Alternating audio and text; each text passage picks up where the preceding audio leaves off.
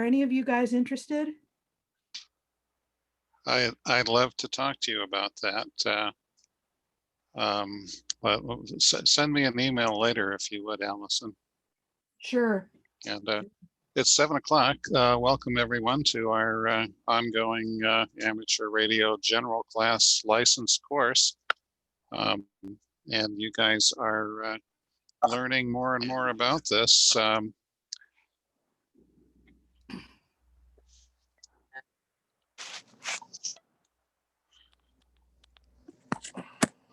Here's email addresses of your instructors. As we've said before, we're always glad to answer your questions. If you think of something during the week or anytime, send one or all of us an email and we will get back to you. This is being recorded, including your questions. And so far, Zoom hasn't made me take any recordings down. So we have all the previous 3 class recordings up. And this recording will join those probably tomorrow morning. So you can listen to anything that you missed. And of course, this is our textbook. And we also recommend Ham Test Online. Tonight is really good stuff. I get to tell you about radio receivers, real radio stuff. It's pretty interesting. And electronic components and circuits. And Don, whom you heard a little earlier, if you joined the class early, is going about radio contesting, a subject of which he is very knowledgeable and very enthusiastic. Before we start, I'm wondering, anyone have any questions or comments about the class before we begin? Okay, then let's get to it. I'll be doing a lot of the instructing tonight. Just a second, I need to queue up another. Oh, sorry, this never works as easily as I think it should.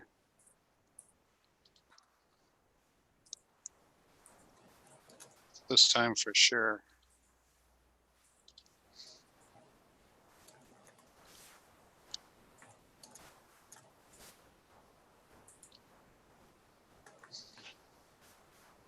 See a question about S meters.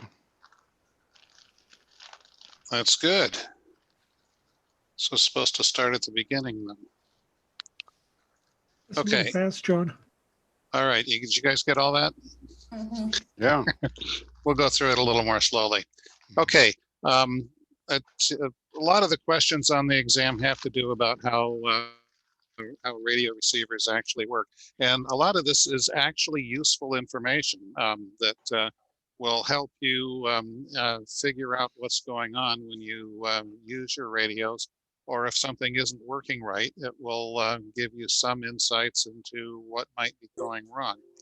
Most radio receivers in use today are what's called a superheterodyne. Superheterodyne is a name, is a radio receiver circuit. The name was devised by Edwin Armstrong in the early 1920s. He was an independent inventor, and actually he started calling it the supersonic heterodyne receiver because he was heavy into marketing, but it got shortened to superheterodyne. Let me tell you what that means and why it's good. The heart of a superheterodyne receiver is this intermediate frequency amplifier. The clever thing that happens here is this circuitry up here that we'll talk about in a minute converts any signal frequency you want down to a fixed frequency. And this intermediate frequency amplifier is designed to work at only one frequency. It's the intermediate frequency. That means it can do a really, really good job because it only has to worry about a single frequency. In order to allow you to listen to any station on any frequency, the trick that's used is this mixer here, which mixes the signal from the antenna after it's amplified with a signal from a local oscillator. And when you mix two signals together, electrically what happens is you get the sum of the two frequencies and you get the difference of the two frequencies. So things are arranged so that the difference frequency usually ends up at exactly the frequency of the intermediate frequency amplifier. And the way you tune in different frequencies from your antenna is you adjust the frequency of this local oscillator. So the key elements here of a super heterodyne receiver are the oscillator, the mixer, and then you need a detector. The detector is what converts radio frequencies or high frequencies to audio. And the question that you get on the exam, here's another view, is what are the simplest components in a super heterodyne receiver? This is an actual exam question. And the answer is the oscillator, the mixer, and the detector. John, I have one question. Yes, please. And when you mentioned detector, I guess being communications, I've always referred to a detector as more of a demodulator. Does that be the same thing? Yes. Okay. Yeah. The word on the exam is detector. There's another, this is for AM or sidebands or CW signals. You'll see in a minute, there's another kind of detector that's, there are different kinds of detectors. They have different names, but in general, they're referred to as a detector.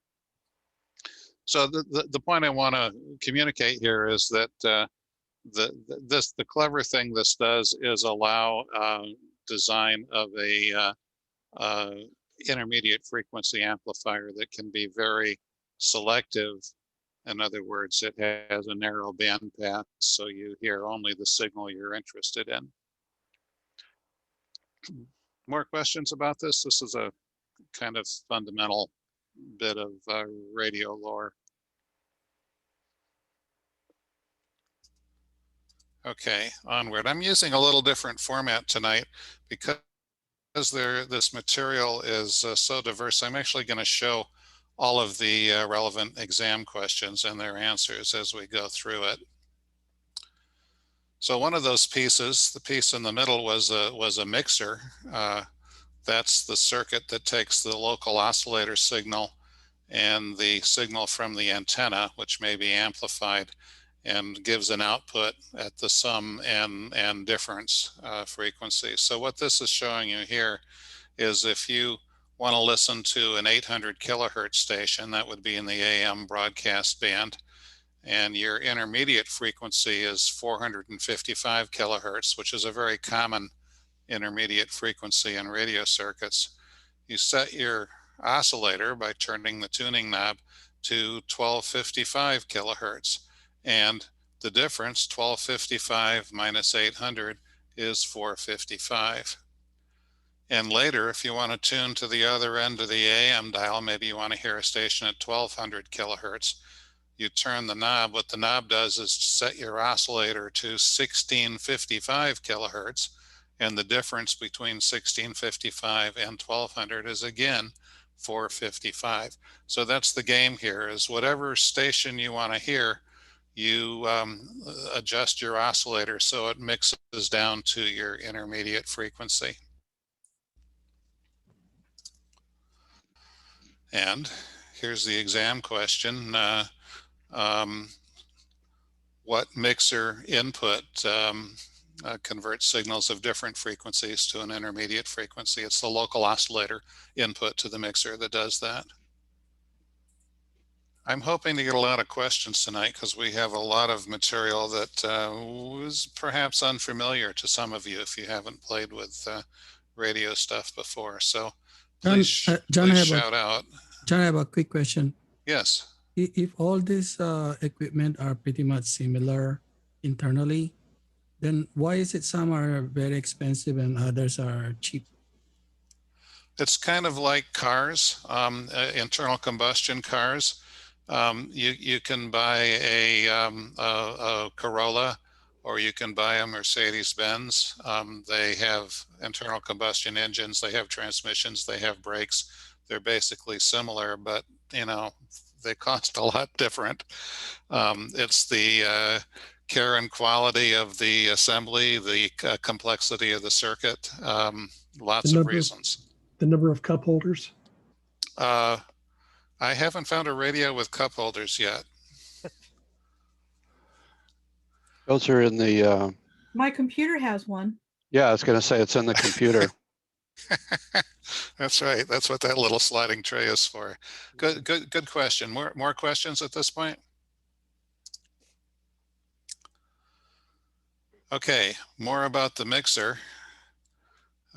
Mixer is a circuit used to process signals from the RF amplifier and the local oscillator and send the result to the intermediate frequency amplifier filter. That's the job of this mixer here. So we have the incoming signal, we have our local oscillator, and here we get the sum and difference of those two frequencies. We pick usually the difference, and that's our intermediate frequency, which we can then amplify and handle. And the question here is, what's the circuit that does that? And the answer is mixer. So this is useful information, and if you can remember the block diagram and how the super heterodyne receiver works, these will be easy questions for you on the exam. Okay, that's all about super het.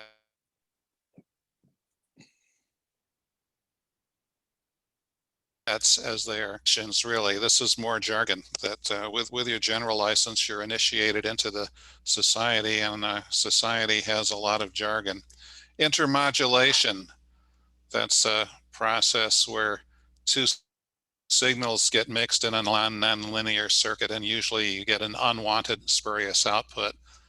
This can happen where there's a bad connection in your radio, for example. And it's just a definition of intermodulation. And gosh, that's a question on the test.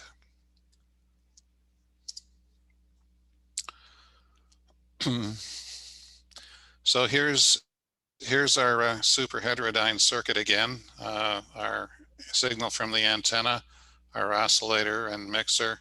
And here we've got a different kind of detector, which has its own little oscillator going into it, called a beat frequency oscillator, or BFO. This is called a product detector, and it's designed specifically for detecting single sideband circuit signals or CW signals. And that's just more vocabulary. So here's the exam question. And the key thing to look at here is that it's a single sideband receiver, which would have a product detector. It's called product because the signals are actually multiplied together, but you don't need to know that. Another term, heterodyning. It's just a word that means mixing of two signals. This is more about the mixer. So as we've said, you get the sum and the difference when of the two frequencies coming out of the mixer, and that means going into the intermediate frequency amplifier here, there's actually two signals, the sum signal and difference signal. One gets filtered out, and the part of the job of the intermediate frequency amplifier is to have good narrow filters, so it only amplifies the signal of interest.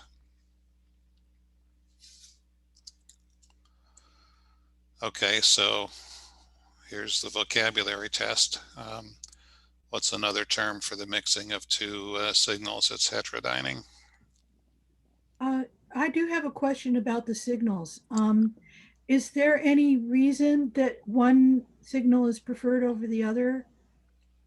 You know, subtracting is preferred over addition? No, you only want one. but you could design the radio to work either way. And some radios subtract for some bands and add for other bands as they're switching around frequencies. It just has to do with the convenience of the circuit design. But you want to get only one of those outputs, not both of them. If you're getting both of them, then you'll be hearing spurious signals at what's called the image frequency, a frequency that you don't want to be listening to. Is there So an example of what that sounds like? What it sounds like is when you're tuning your receiver, you think you're hearing a station on a certain frequency, but really that station's broadcasting on a completely different frequency, and your receiver is screwing up and receiving it anyway. That's an undesirable result. So it doesn't matter whether you take the sum or difference, but you need to take only one. That's the important thing. Great questions.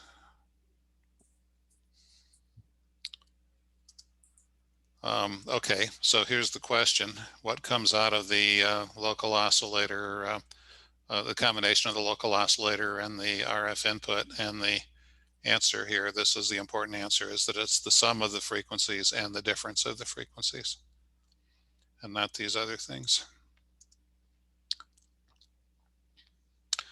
So here's an example of that, and don't be confused by all the numbers. It's the same thing we saw before. Let's suppose we want to listen to a station that's on 14.255 megahertz. This is the 20-meter band, and we set our local oscillator to 13.8 megahertz. The difference between these two, you'll notice, is 455 kilohertz, which in this case would be our intermediate frequency signal. The problem is if there's another signal at this frequency, which is outside the amateur bands, it mixes with our local oscillator, it'll produce this image response. 13.8 megahertz minus 455 kilohertz is 13.45 megahertz, the lower image response frequency. This is another way of saying there's both the sum and the difference coming out of that mixer all the time. And so what the receiver has to do is filter that out.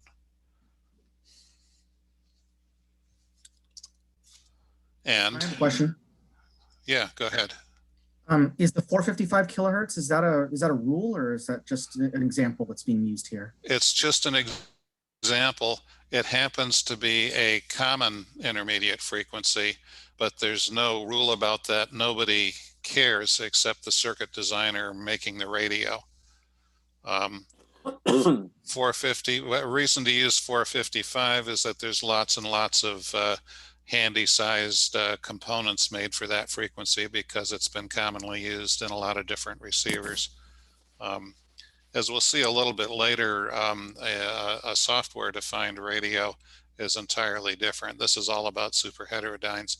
Most of the radios we all have are superheterodynes. Your handy talkie is a superheterodyne receiver. Okay, so this exam question about image response is just because there's both the sum and the difference coming out of that mixer, and so you have to make sure that you're getting the signal that you want. Okay, now we just got some more definitions, terminology.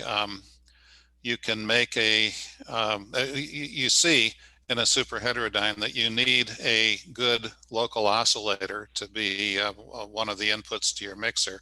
And one way to make one, a very stable one that doesn't move around unintentionally, is to do what's called direct digital synthesis. It's using digital circuitry to make a very stable analog frequency output. And I tell you this because it's an exam question. What good is a direct digital synthesizer? And the the only answer here that makes sense is as a high stability variable frequency oscillator in a transceiver.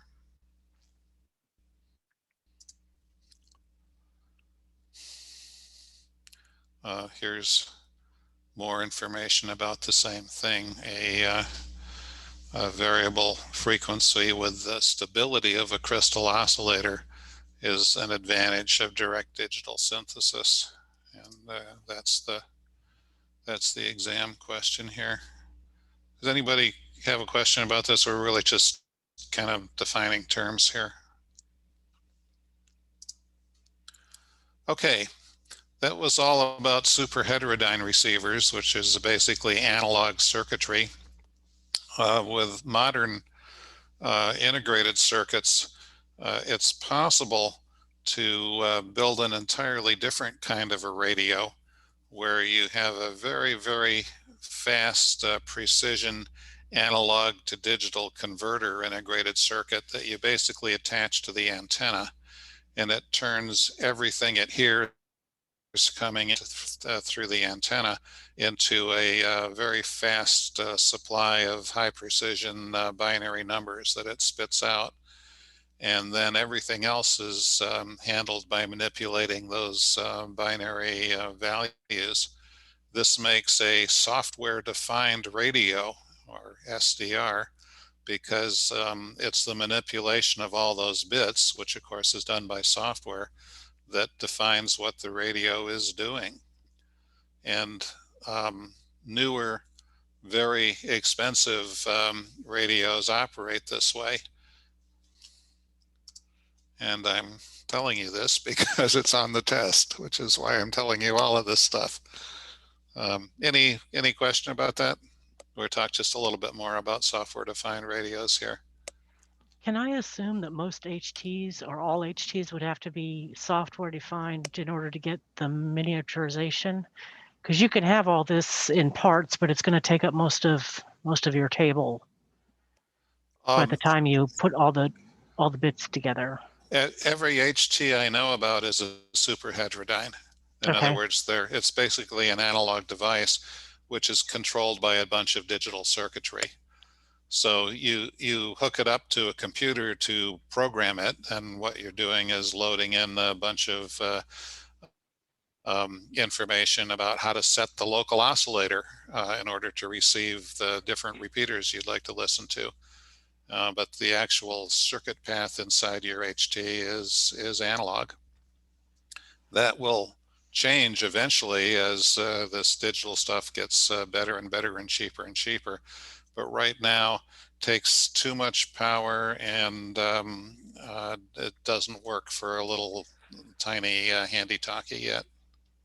Hey, John, I have a question. Yeah.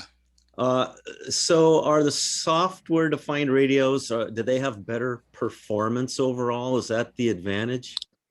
That's what they claim, and sometimes it's true.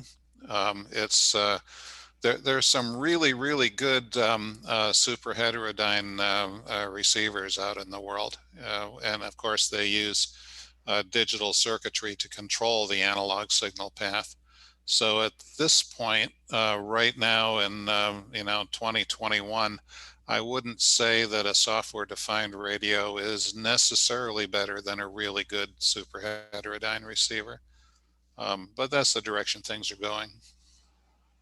Yeah, I know you get the ability to receive updates to the firmware, etc., and change. You do. Change the capabilities. Just like a Tesla, that's right.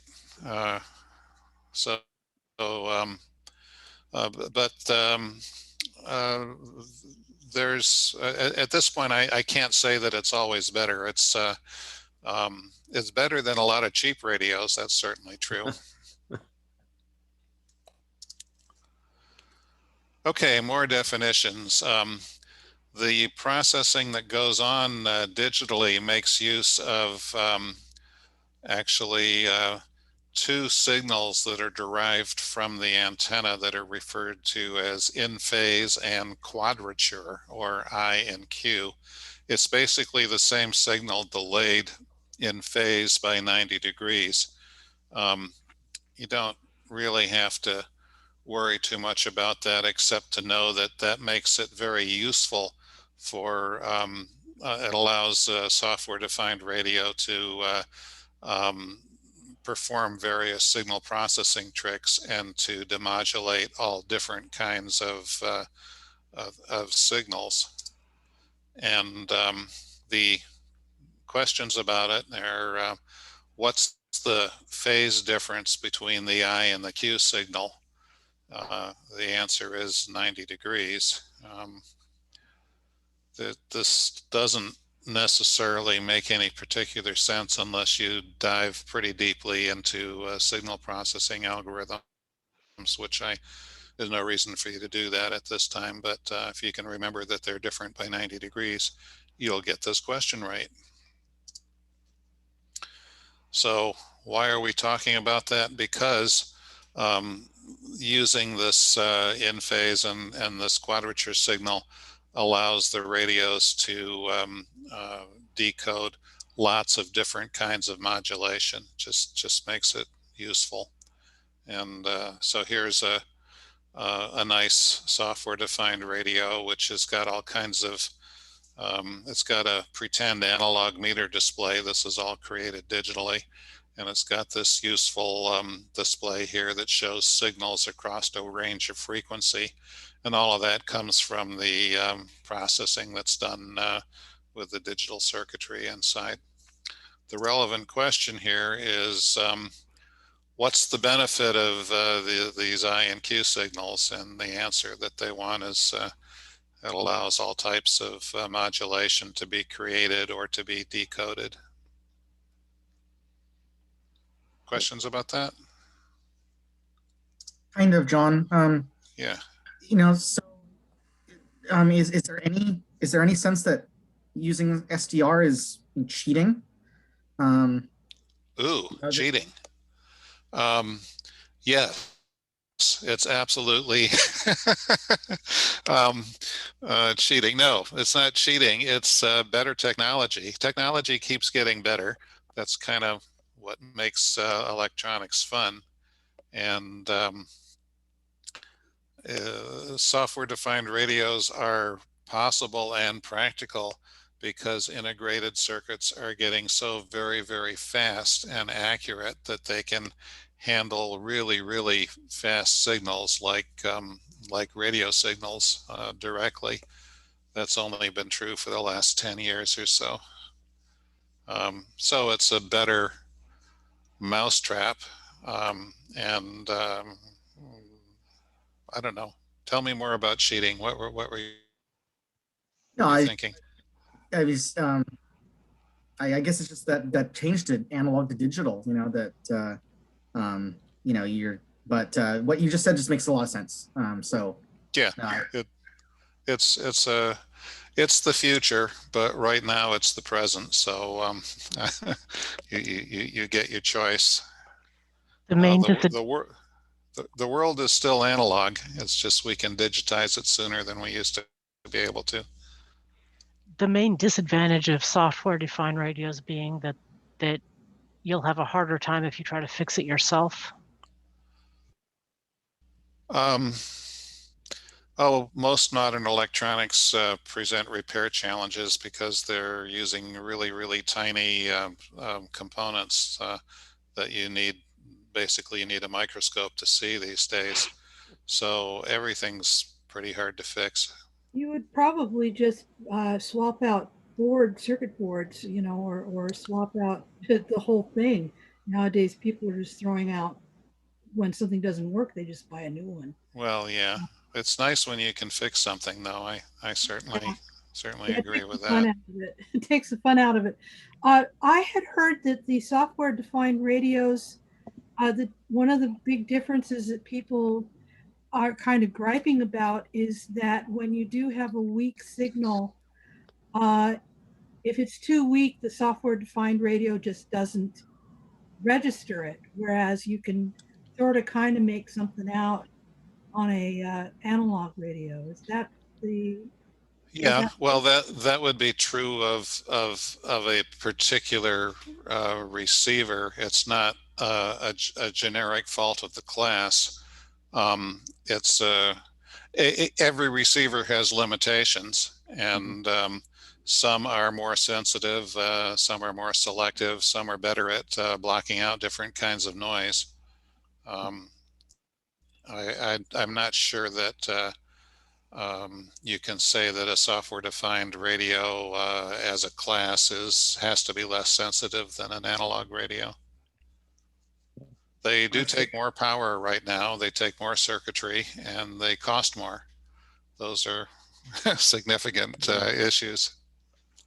I suppose an example of this analog versus digital traditionalist thing would be like in music, where people auto tuning their sound, and so you get a singer, and with by digitizing their voice, you could the sound perfect, and some people would say, well, I want the sound to be perfect, but some people would say, but the that is cheating. right. So I'm just wondering where the culture in radio, kind of sits on that. Most hams want the best performance that they can get within, within budget or other limitations. Cool. All right. Thanks.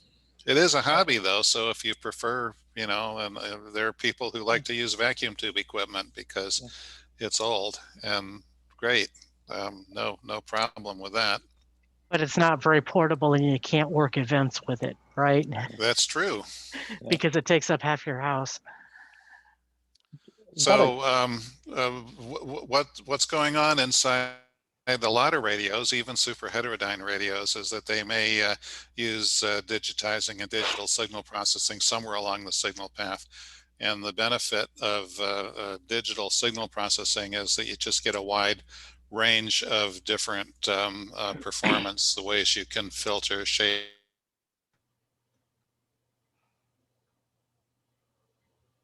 the question on the exam.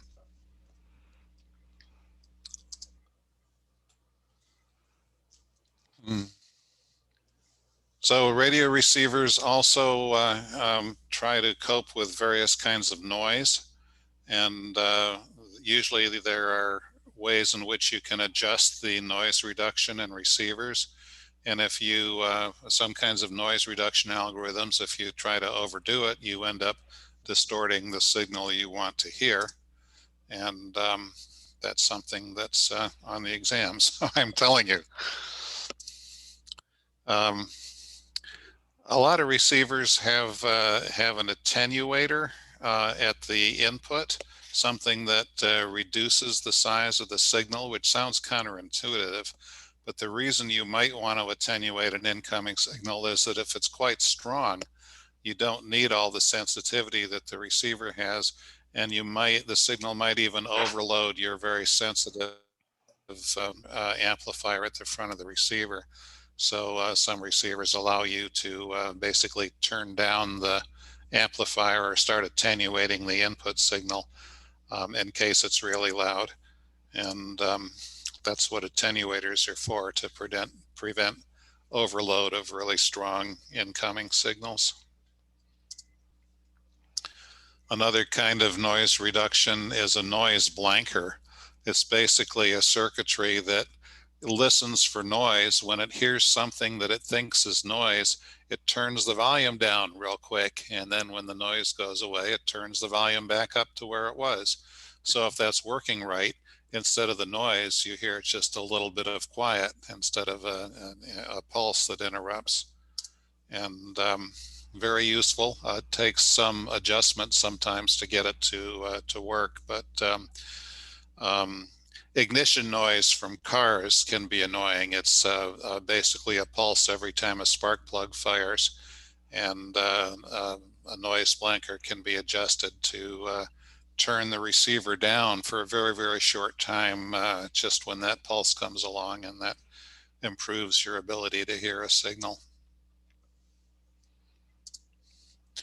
Another useful thing that receivers have is called a notch filter.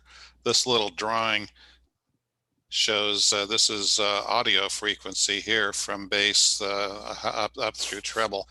And this, what a notch filter does is it notches out one particular frequency or a few very close together frequencies. And this would be useful if there were an AM station or a CW station that's transmitting very close to the signal that you are trying to listen to. So you're hearing a continuous tone or Morse code that you don't want to hear at a particular frequency. So you can notch it out by adjusting the filter to notch out the signal that you don't want to hear. And that's what they're for, reduce interference from carriers in the receiver passband. On 40 meters, for example, 40 meters is an international shortwave broadcast band in some parts of the world. And at night, you may hear an AM station from Africa that's coming in on what in the Western Hemisphere is a ham band. Because it's AM, it's got a continuous carrier. And you'll hear that if you're tuned to listen for CW or single sideband, you'll hear that just as a single tone, and it'll be really annoying, but you could notch it out with a notch filter.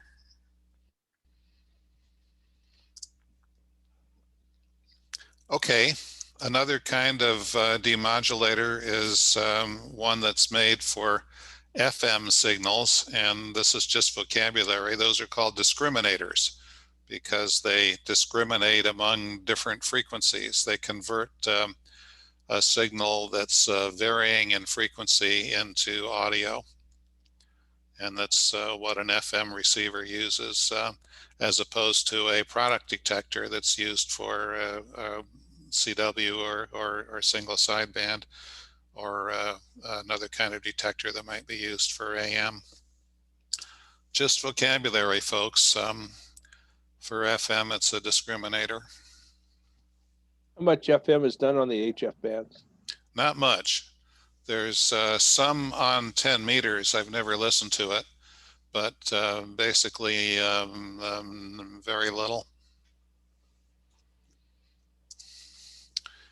And receivers often have signal strength meters, which are referred to as S meters, S for strength. And the stronger the signal, the more the needle moves. That's a fairly intuitive concept. You just have to know the S meter vocabulary stands for signal strength meter, and it lives in a receiver and not anywhere else. Do you think they dropped the S because of the 40s? Calling it an SS meter? Signal strength meter? Mhm. Oh, because of the Strungstaffel, no, I have no idea, but that's a good theory. It's just called S for strength. Okay, that's our first chapter there, and let's see. It's Don. Are you back with us, or are you still gone? No, I've been listening attentively to your presentation. I'm relearning stuff that I remember learning at least at one time before. Cool. Well, you've got 10 minutes. Would you tell us about radio sport and contesting? I would be happy to. Let me go ahead and fire some of this stuff off here so I can do this. And folks, Don will keep talking, but just interrupt with questions. He loves to answer questions. You'll just have to speak up. Please do. I tend to drone on because I have so much fun about a lot of the things I'm talking about. I'm going to share a screen here in a second. I can figure out the right one to share. There we go. John has invited me here to talk about something that's a lot of fun for me. I have done a lot of things in life and have had wonderful opportunities to have a competitive outlet in some things. I've raced sailboats. I've done some competitive running at times, and just little things like that competitive ping pong, just crazy stuff. and got into the hobby about in 2007 when I had to have my dad. My dad asked me to get my license, and that was one of the last things he asked me to do, and I did. And in the process of getting into ham radio, after going through a lot of what you've gone through and volunteering and being a part of Aries and a lot of other functions, um, um, I got into meeting this guy. There's a guy sitting right next to me. I don't know if you can see my mouse. Not quite sure, but I'm standing in front of a WRTC tent in Friedrichshafen, Germany, with Bob K6XX. He is a world-class contester. He got me started in contesting, and that's a much longer story and not for this evening. John said I had 10 minutes. Good luck with that, John. But I am going to talk about why contesting, because it's been near and dear to my heart since about 7 years ago, I got into contesting and got hooked. It's an easy way to say that. So you ask about why, whoops, there we go. Well, why contesting? Well, for me, it's a weekend forecast of with a chance of coffee. But what we're going to talk about is about contesting. It's useful in filling your log, basically mapping the contacts that you can make around the world through being competitive. Of course, for me, it's fun. That's why I like contesting. It's a sport. It really is. And so what's the game that we're playing? We're going to kind of cover. We're going to talk a little bit about the rules of the game and how and what you can do with HF radio and why it's fun, VHF and VHF, UHF, and HF. So there are a lot of ways to contest. Getting started, the 5 things you need to know. Contest circle, optimizing your success. The whole idea here is to get better, get faster, get more accomplished, win awards, and do all that kind of stuff. And then I'm going to talk a little bit about more resources. So it's going to be a whirlwind talk here. So I'm going to jump right into it. Filling out your log in the DX map. I just wanted to show you what I did in 1 hour in a particular international DX contest. I was busy at my radio with my I have a 3-element beam and a dipole antenna. And in this 1 hour contest, I made a number of Asia Pacific contacts out into the Kiribati Islands, and then over into South America, through the Americas, through the Caribbean, and even one up here into Russia. I went over. I used the gray line here and actually went up and over the pole to make this contact. It was a reflected contact, and this is what was logged in that 1 hour. So why do I want to show you that? Is because really it's doing DX, which is a lot of fun, distance exchange in the pursuit of winning awards, filling out your log, saying that you make all of these contacts, and talking to people, saying that, hey, I just talked to India on the power of a light bulb. It's really fun. It's a great party thing. It gets you talking about a lot of different things about amateur radio. But contesting and being efficient in that allows you to get faster and better towards getting awards for making those contacts. And in a given contact, again, in a given weekend, you can do in some contests work all states, meaning that you can win an award in less than 12 hours of work. The ARRL will send you a nice award. It's really an amazing thing to just do that. I've done a sweep in a contest about 3 or 4 times since I started contesting, and that's it's really a lot of fun. It's very gratifying. Not easy, not necessarily easy to do, but a lot of fun. So again, what's the whole idea of contesting is to be fast and give an exchange. You're exchanging information between one station and another, logging that exchange, and you're trying to be fast. So what is fast? Well, it's fun, and it's a whole activity where what you're doing is you're making as many of those two-way contacts as you can and logging them. And it's to really improve your ability and maximize your score. to get awards. I mean, I'm motivated, kind of like my dog. You give me a treat, and I'm excited, and it's really I keep going back and trying to do better. And again, you get plaques and you get certificates and you get acknowledgments from your peers, and you can join specific clubs that are like contesting clubs, just for that activity. Skill, again, this is really what contesting has done for me. It's really improved my ability, and it tests it every time I go out there and do a contest. I set a goal for myself, either in phone, Morse code, or digital modes, and then I try and achieve that. Like generally, my last year's score, I want to add 5% or 10%, which sounds easy, but it's not as easy as it sounds. It's all depending on conditions and propagation. And then technology. Again, it helps you stay current on your own station development and innovations, modes of operation, and understanding all the different advantages that you can do. You were just talking about advantages in your presentation, in the presentation John was giving about the difference between SDR, software-defined radio, and analog, is that you can tweak with SDR and narrow down the noise, reduce the noise, play a little bit more with sliders and pots, and you can digitally enhance or reduce the noise a little bit differently than you can with analog. In auto racing, they used to call that, you'd race in a category, and you'd race with something that would have a certain CC definition to get you into that category. Well, they used to call it cubic bucks. The more money you spent on your engine, the faster you could go.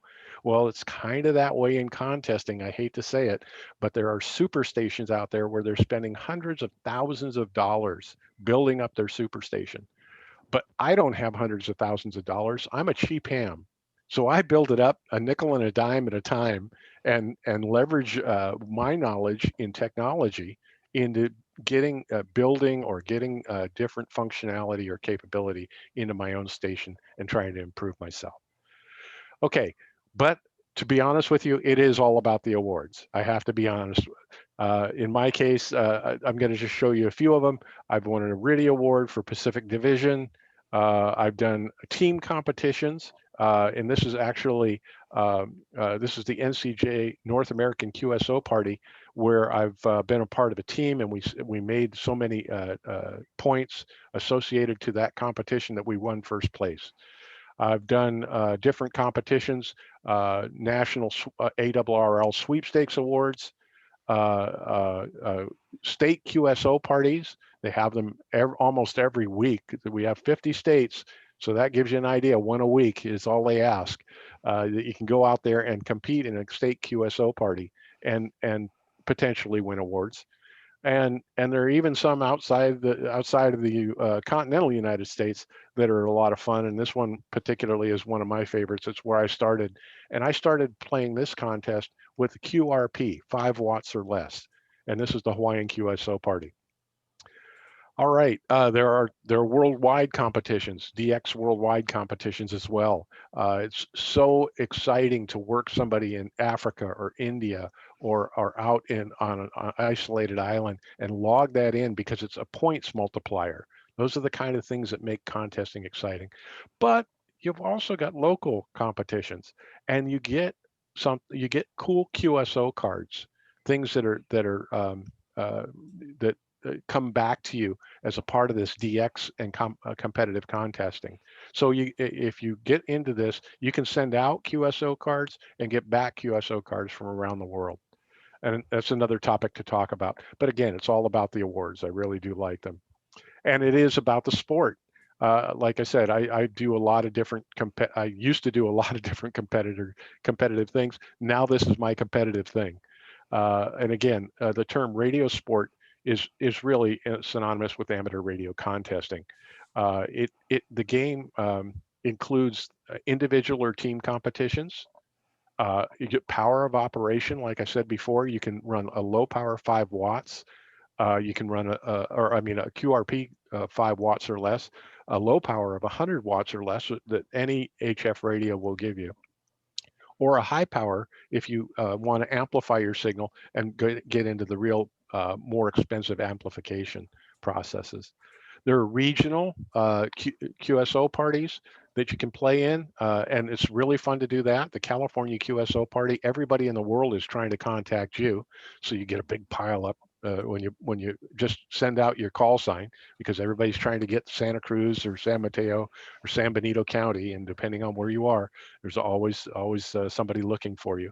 There are national contests, North America contests, and international worldwide contests. And again, the objectives are distance, sweeps, and getting as many multipliers as you can get in that contest in the given time that those contests happen. There's awards that go out by section, region, and national and international. Really, when you start out contesting, you're really more as a participant. You're out there to make a few contacts, fill your log, improve your skills, have fun with others. But really what you need to do is listen to the, know about the contest that you're getting into and try and be efficient when you're doing it. Then there's the enthusiast level where you're enjoying the challenge. You set some new goals for personal goals for yourself, and you're really going at it a little bit harder and using all of the available time. Some of these contests go 4 hours, some go 24 hours, and some go 48 hours. I got to tell you, doing a 48-hour contest is really hard as a single operator. There are things you want to do, like sleep, that get in the way of contesting. So you really just got to kind of push through a lot of that, and so that's kind of the fun. And then there's the competitor level. This is the guy that I told you who got me involved. He's a world-class operator. He's ranked 17th in the world, and he taught me everything I don't know about radio, and everything I do know about radio. And he's one heck of a competitor, and it's really fun to watch him operate. I learn so much every time I work with him on it. But it's winning records, it's peer recognition, it's a full-time effort.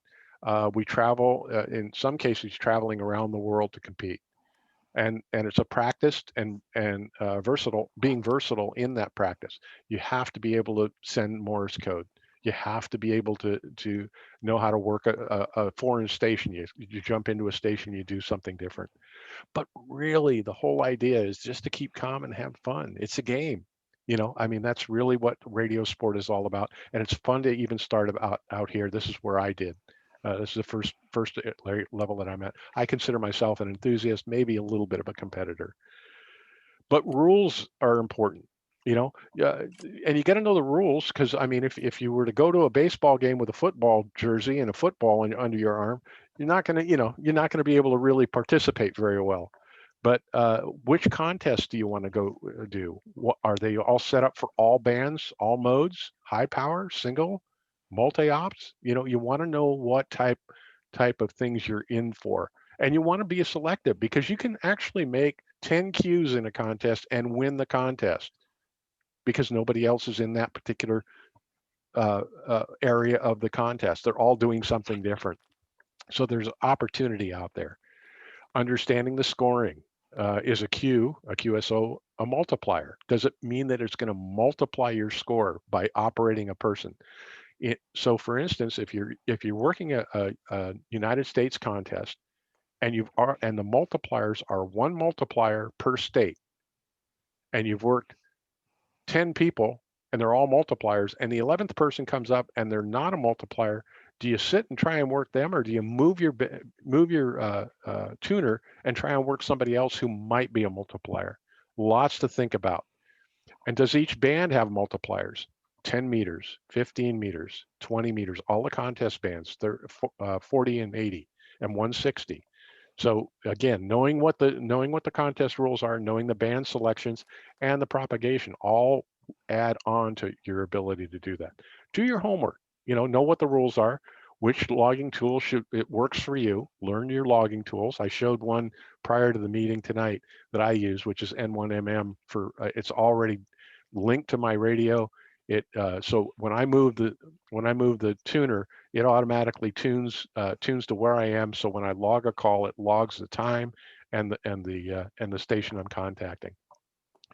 What do you need to log? Do your homework. Do I need to log just the guy's call sign, the other person's call sign, or do I need to log their name? Do I need to log the year that they were first licensed?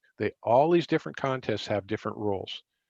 When I do log something, where do I submit my score? Well, what they do is they aggregate all of these logs, they judge them, and then they give out awards. So even if you work 5 or 10 people, if you throw your log in there, you never know what's going to happen. And it's going to help somebody else out as well. And then how many hours are in the contest? Like I said, sometimes it's really crazy, the number of hours that I spend, but I'm addicted. That's it. I'm just addicted to it. I love it. So points on a given weekend. This shows what you're looking at over here is a number of QSOs that the person actually made, and these are the different bands that they made them on. This happens to be a pretty big station. This is a multi station. So there are multiple radios working multiple frequencies, but they in a 24-hour period, they made 3,451 contacts. You can see the points over here are the points that they got out of those contacts, and that's a combination of the zones and the cities in which they worked. So these are all multipliers. Multiplying by the total QSOs gives you the total score down there. Lots to think about. Sorry, I'm doing a real dump here. Replay this. It might make more sense the second time through. But there are over 300 contests and training events for you, the way I look at them, every year. So you can go out and on any given weekend, there are 8 to 10 contests going on. So you can pick up a VHF UHF contest, a QRP only contest, an HF contest, all different CW only contest, lots of things to choose from. And again, contesting gets your blood going on that. Don, I hate to do it, but we've got to move on. I can tell you have a lot more good information. Okay, I'll blast through it just so that you can review it and kind of take a look and maybe hit the pause button. But be efficient, be aware, be motivated, put your butt in the chair. Some terms: searching and pouncing, running, piling up. What happens when a bunch of people start calling you? Whether or not you're a poor operator. And contesting is a game. You get better with practice. Know your equipment, know your antennas, location, operators. Be prepared, do your thing, be motivated, but most of all, have fun. So I've got some resources here that you can look at. ARRL has some great guidelines and stuff that you can look at for contesting. And so get the bug, go have fun, and try and keep awake in one of those longer contests. Okay, wow.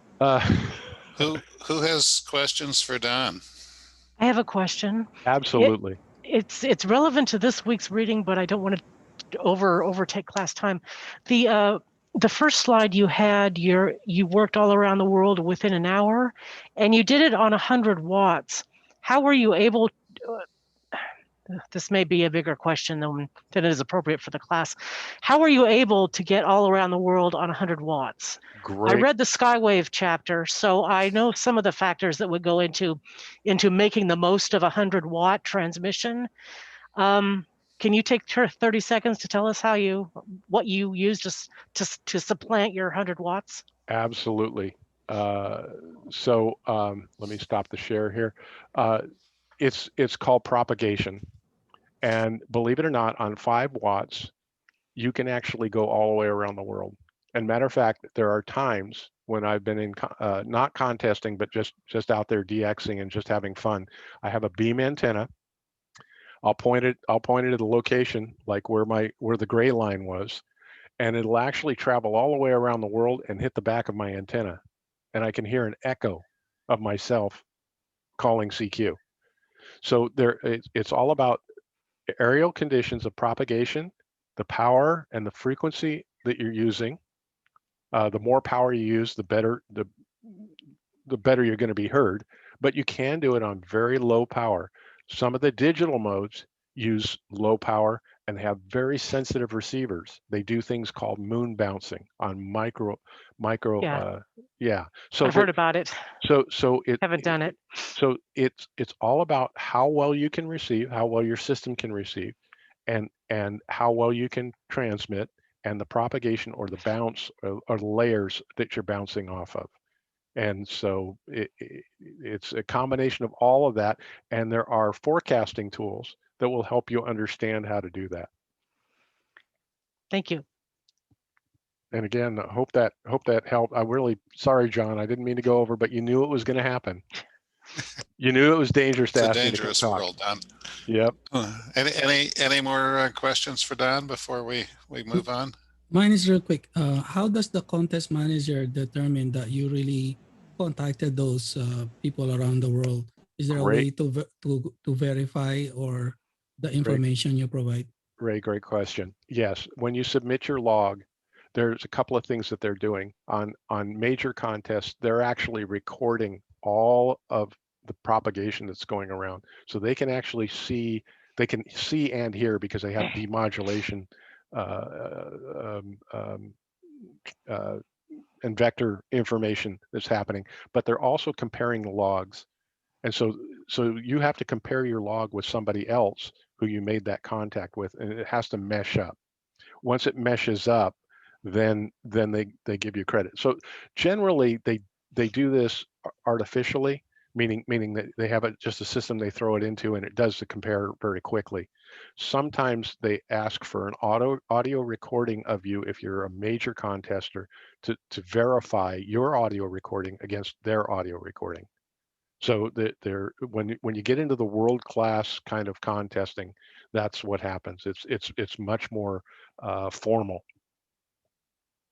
Great question. Is it field day essentially a contest?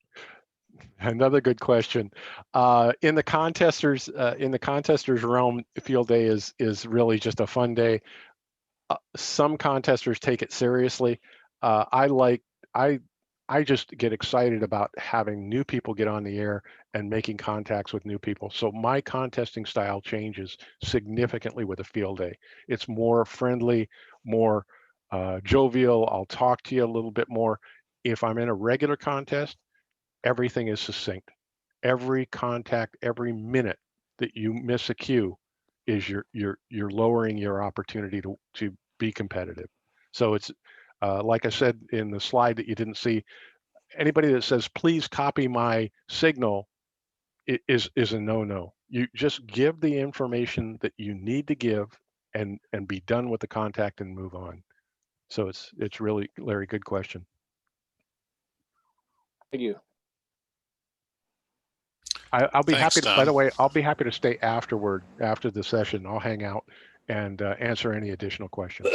Don, would you mind putting your email in the chat in case people want to contact you with Yes. email questions? But I will. Thank you. You bet. Okay. Thanks a lot, Don. That's a lot of interesting information. We're going back to the next section of the exam, which has some technical information in it that I want to explain to you guys. So this is the next chapter in the book. Now we're going to start talking about circuitry details and components. A lot of this is more terminology and definitions, but there's some useful concepts here. So basic components of sine wave oscillators are a filter and an amplifier operating in a feedback loop. This triangle is a symbol for an analog amplifier. And if you take the output and connect it through some kind of network or something back to the input, you get feedback and the thing oscillates. It's like when you hold your microphone too close to a speaker in a public address system, right? That's an oscillator. That's what's going on here. And well, darned if that isn't a question on the exam. What are the components in almost all sine wave oscillators? It's some kind of a filter that shapes the feedback, and some kind of an amplifier that loops together. In radio, you have something that's called a tank circuit that uses an inductor, or with a symbol L, or a capacitor, and a capacitor with the symbol C. So inductors look like these guys here. Here are some typical capacitors. Here they are in a circuit. And the question on the exam is what determines the frequency of an LC oscillator? And it's the values of the inductance and capacitance. This is a basic tank circuit shown in this little schematic here. It's called a tank circuit, kind of an odd name, because if you think of a tank of water of a certain size and you give it a slosh, the water wiggles back and forth at a certain frequency. And the frequency the water wiggles depends on the size of the tank.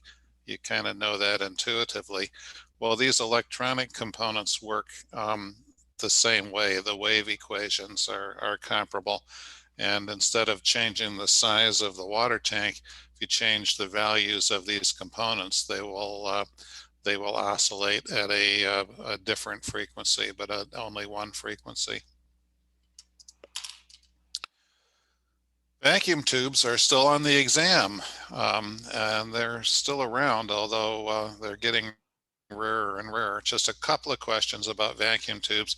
The way a vacuum tube works basically is you've got a cathode, this part at the bottom, that's heated up by a heater, gets really hot, and it will give off electrons that just sort of emerge from the tungsten cathode here from the heat. The tube is evacuated, it's a vacuum, and you put a positive voltage over here on the top part called the plate, and the electrons will flow through the vacuum. And if you put a grid in between, then by putting a small signal on the grid, it will control the larger signal that's trying to flow from the cathode to the plate. And the control grid is the element that regulates that flow. So you can make an amplifier then by putting a signal on this grid, and it controls this large signal flowing through the triode. And just another little bit of vacuum tube technology is if you put another grid in between the control grid and the plate, that will reduce the capacitance from the control grid to the plate, which prevents undesired feedback, and that's called a screen grid. And I'm telling you all this because it's on the test, for goodness sakes. So it's the control grid that controls the flow of electrons between the cathode and the plate, and the screen grid reduces stray capacitance. And I think that's all you need to know about vacuum tubes. Here's another useful circuit, a monolithic microwave integrated circuit, yet another acronym, MMIC. It's basically a transistor that works at high power and high frequency, and it's in these funny packages to reduce stray inductance. And what the exam asks you is, what does MMIC stand for? So if you can remember that it's for microwaves, and it's got this funny shape to be very low inductance, you can remember that it's a monolithic microwave integrated circuit.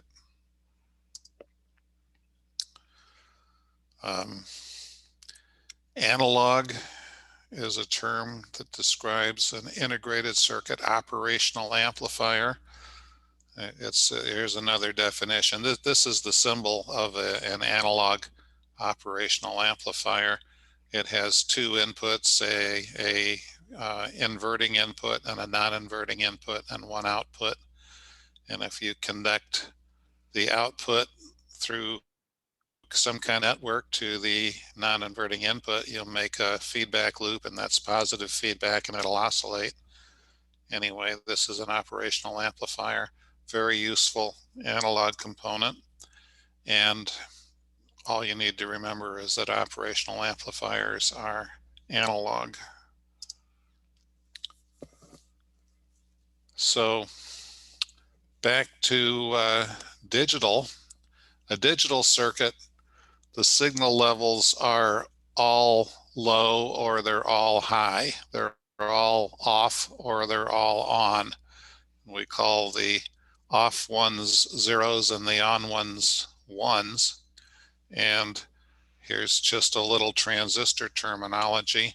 If the transistor's turned on and it's on, it's as on as it can get, and it's allowing all the current that can flow through it to flow, that's in saturation.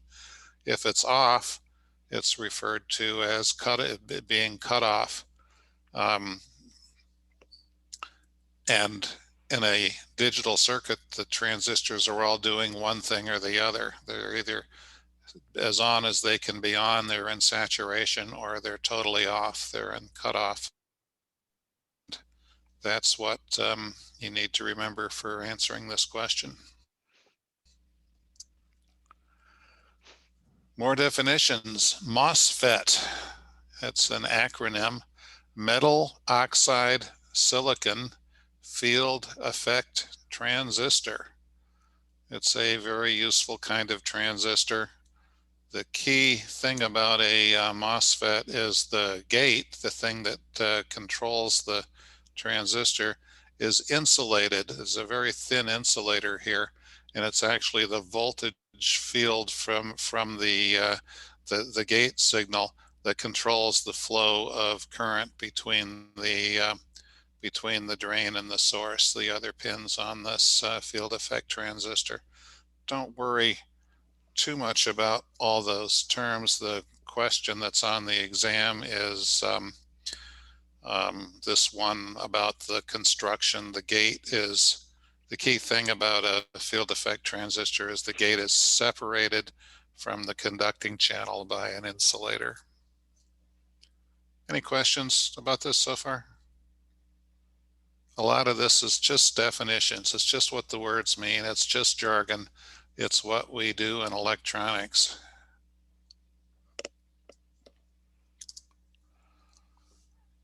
Some useful facts about diodes. A diode, you'll remember, is a component that allows electricity to flow only in one direction, the direction of the arrow here. And there are a couple of different kinds of diodes. The categories here are germanium, or silicon, different materials the diode can be made from. These components aren't perfect. If the current's flowing through them, there's a little bit of voltage that gets dropped across the diode. With a germanium diode, it's 0.3 of a volt. With a silicon diode, the voltage drop is 0.7 of a volt. More or less, no matter how much current's flowing through, they have about that much voltage drop. That's how the semiconductor works. So you just have to remember that if you're going to answer these questions right. Germanium has 0.3 of a volt forward voltage drop, and silicon has about 0.7 of a volt. This is a simplification, but it's roughly right. Questions about this?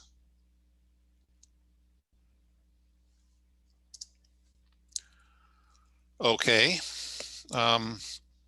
Light emitting diodes, they only emit light when there's current flowing through them, reasonably enough. Because they're diodes, the current will only flow in one direction. And for any diode, when there's current flowing through it, it's called forward biased. It's the voltage, the way it's set up is such that the diode will conduct. That's forward bias. If the voltage is reversed, that's reverse bias, and nothing will get through because the diode only conducts in one direction. So that leads us to the exam question. How do you bias a light emitting diode to make it emit light? And the answer is forward biased. If you burn these things out, then darkness emitting diodes, and the acronym for that is DEAD. But I told that joke in the technician class, so sorry for repeating it. Please stop me if there's any questions or if you want to hear more jokes. Okay, just a little bit more information about useful components. Liquid crystal displays, LCDs, liquid crystal displays. They're these sort of crystalline things that allow light to pass through them, or they turn opaque depending on what voltage is applied across them. They don't emit any light themselves. They're just either transparent or opaque, and therefore they need some ambient light so you can see them, either light coming in from the outside, ambient light, or light behind them in backlighting. And that's what you need to know to answer this question. We're going to talk about just a little bit of digital circuitry here.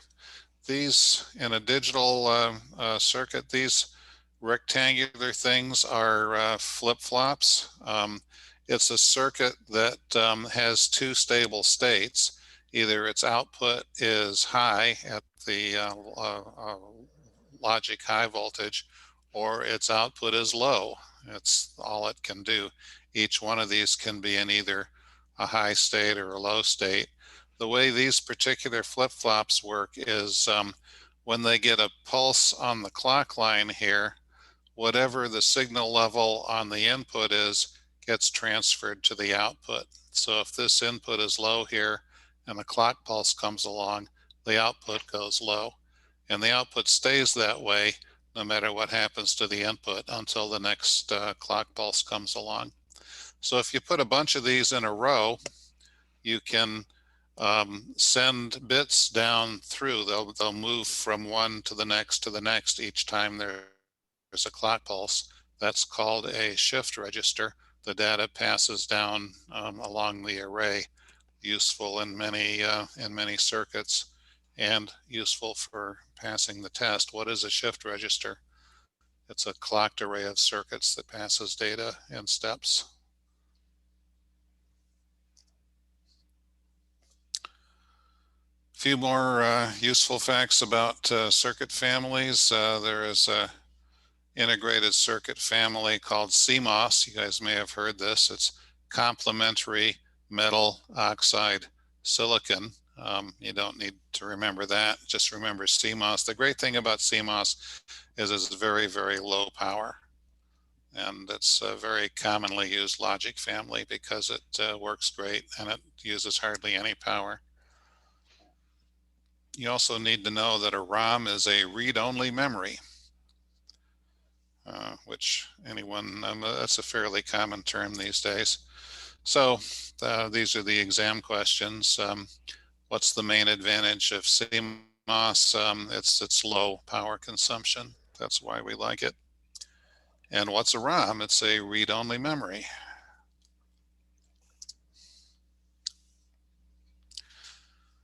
And here's another jargon term, non-volatile.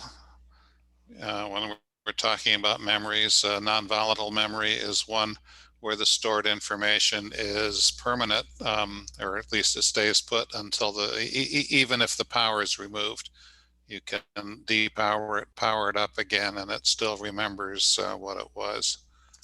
So that's just the definition of non-volatile. A read-only memory is non-volatile. Those bits are put in there permanently. And there are other kinds of circuitry now that use various clever techniques to be non-volatile. If you have a USB memory stick, it's got a non-volatile circuit in it, a memory circuit in it. You can write into it and then unplug it, unpower it, and then power it up again, and all the information's still there. That's just what the term non-volatile means. And a little bit about logic gates. This is a symbol for a logic gate. This is digital circuitry. The values of these inputs and outputs are allowed to be either low or high. They're either zeros or ones. And a useful circuit called an AND gate, the output is high only if both inputs are high. In other words, A and B both have to be high in order for the output C to be high. And that's what's shown in this. This is called a truth table. It just shows how the device works. The output is low unless both the inputs are high. And that's the AND function, useful in a lot of logic, and of course useful for passing the test.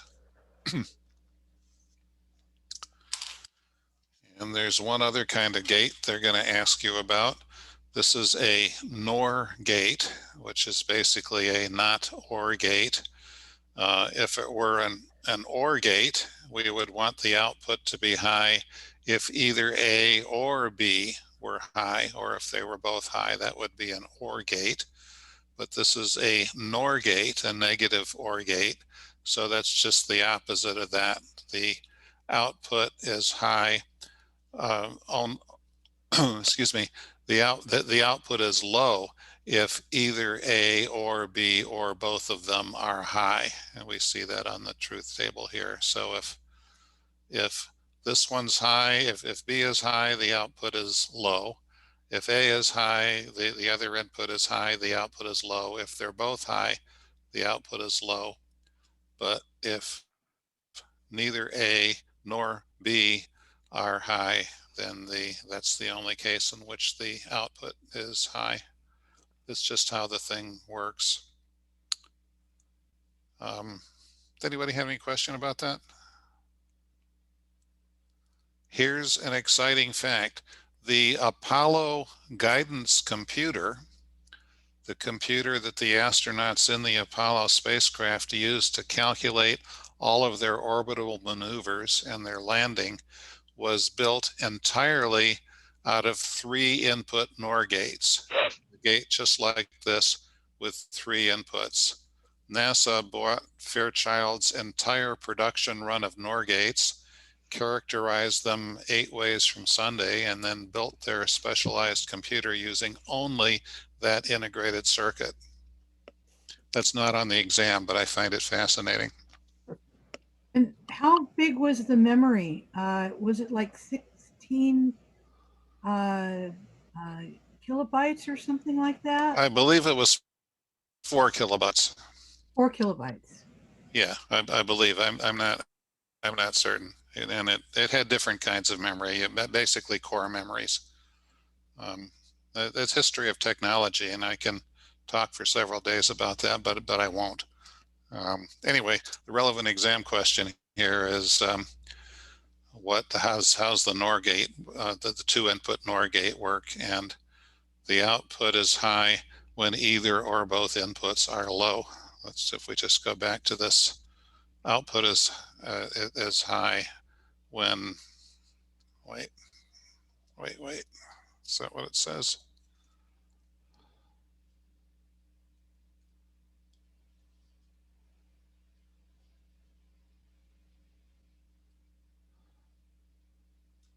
This is the wrong answer. The answer is C. The output is high only when both inputs are low. No wonder I was confused. Management apologizes. The best way to probably figure anything with an N in front of it is to do it without the N and then just do the opposite answer, right? Exactly right. Exactly right. That is, it's confusing just because of the negation. So just figure an OR function and then take the opposite of it. That's exactly what this does.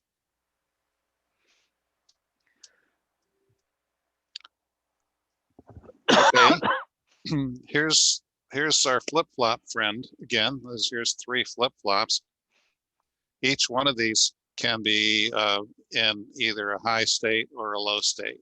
So And you can hook these up to be a binary counter. So the question that we're interested in is how many different states are there with 3 bits, 3 flip-flops? The answer is 8 states. You can see from this table here, if there's 3 different outputs called X, Y, and Z in this case, then there are 8 possible combinations from all zeros to all ones, which just happens to be 2 to the 3rd power. And that happens to be the exam question. If you have 3 bits, how many states can you have? The answer is 8. And that is the end of that particular chapter. I've got one more chapter to go through here. So we're doing okay. My question for you guys is, how is this going for you so far?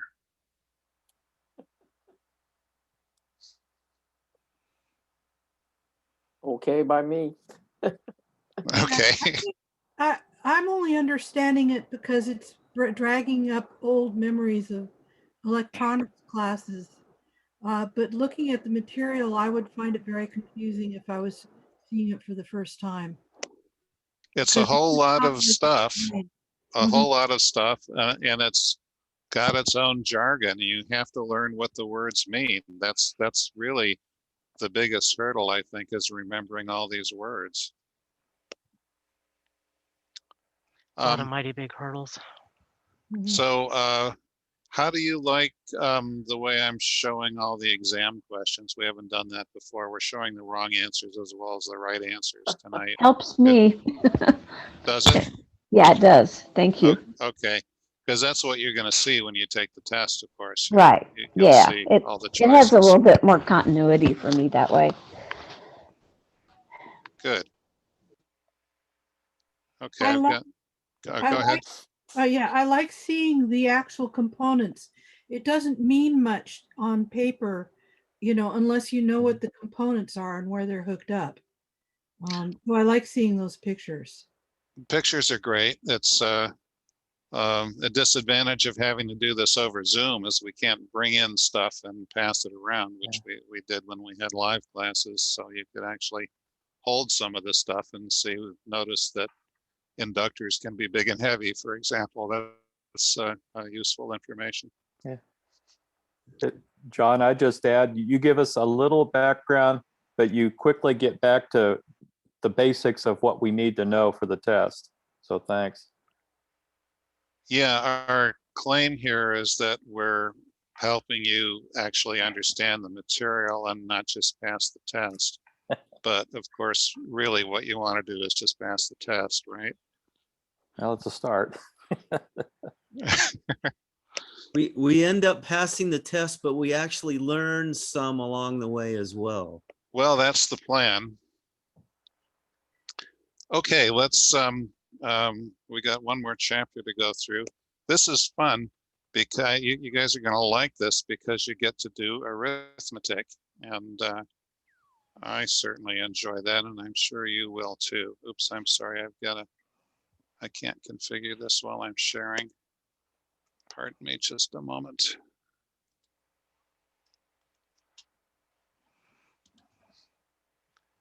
You'd think I'd get good at this, but so far I'm making the same mistakes.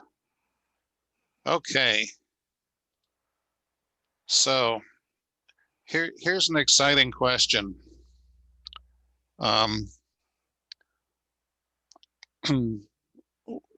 We're asked, what would the, excuse me just a second. Part of my problem is I can't see the whole screen that I'm showing you guys, so I don't want to misstate the question.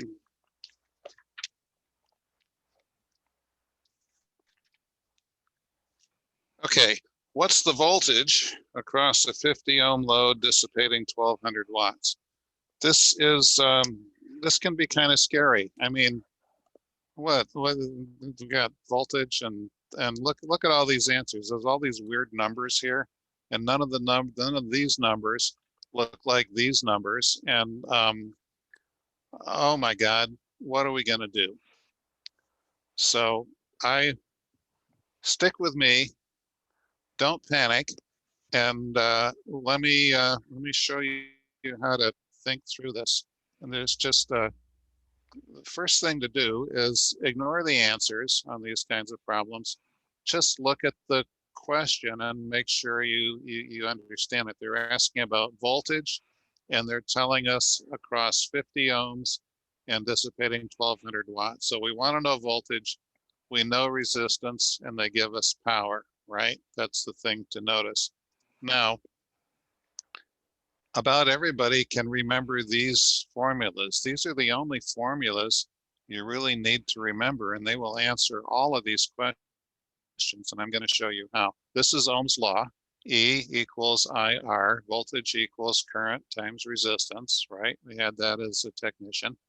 And here's power. Power equals amps times volts, I times E, right? This isn't too hard to remember. And this is all these two formulas are all we're going to need. We just have to use a little bit of middle school algebra.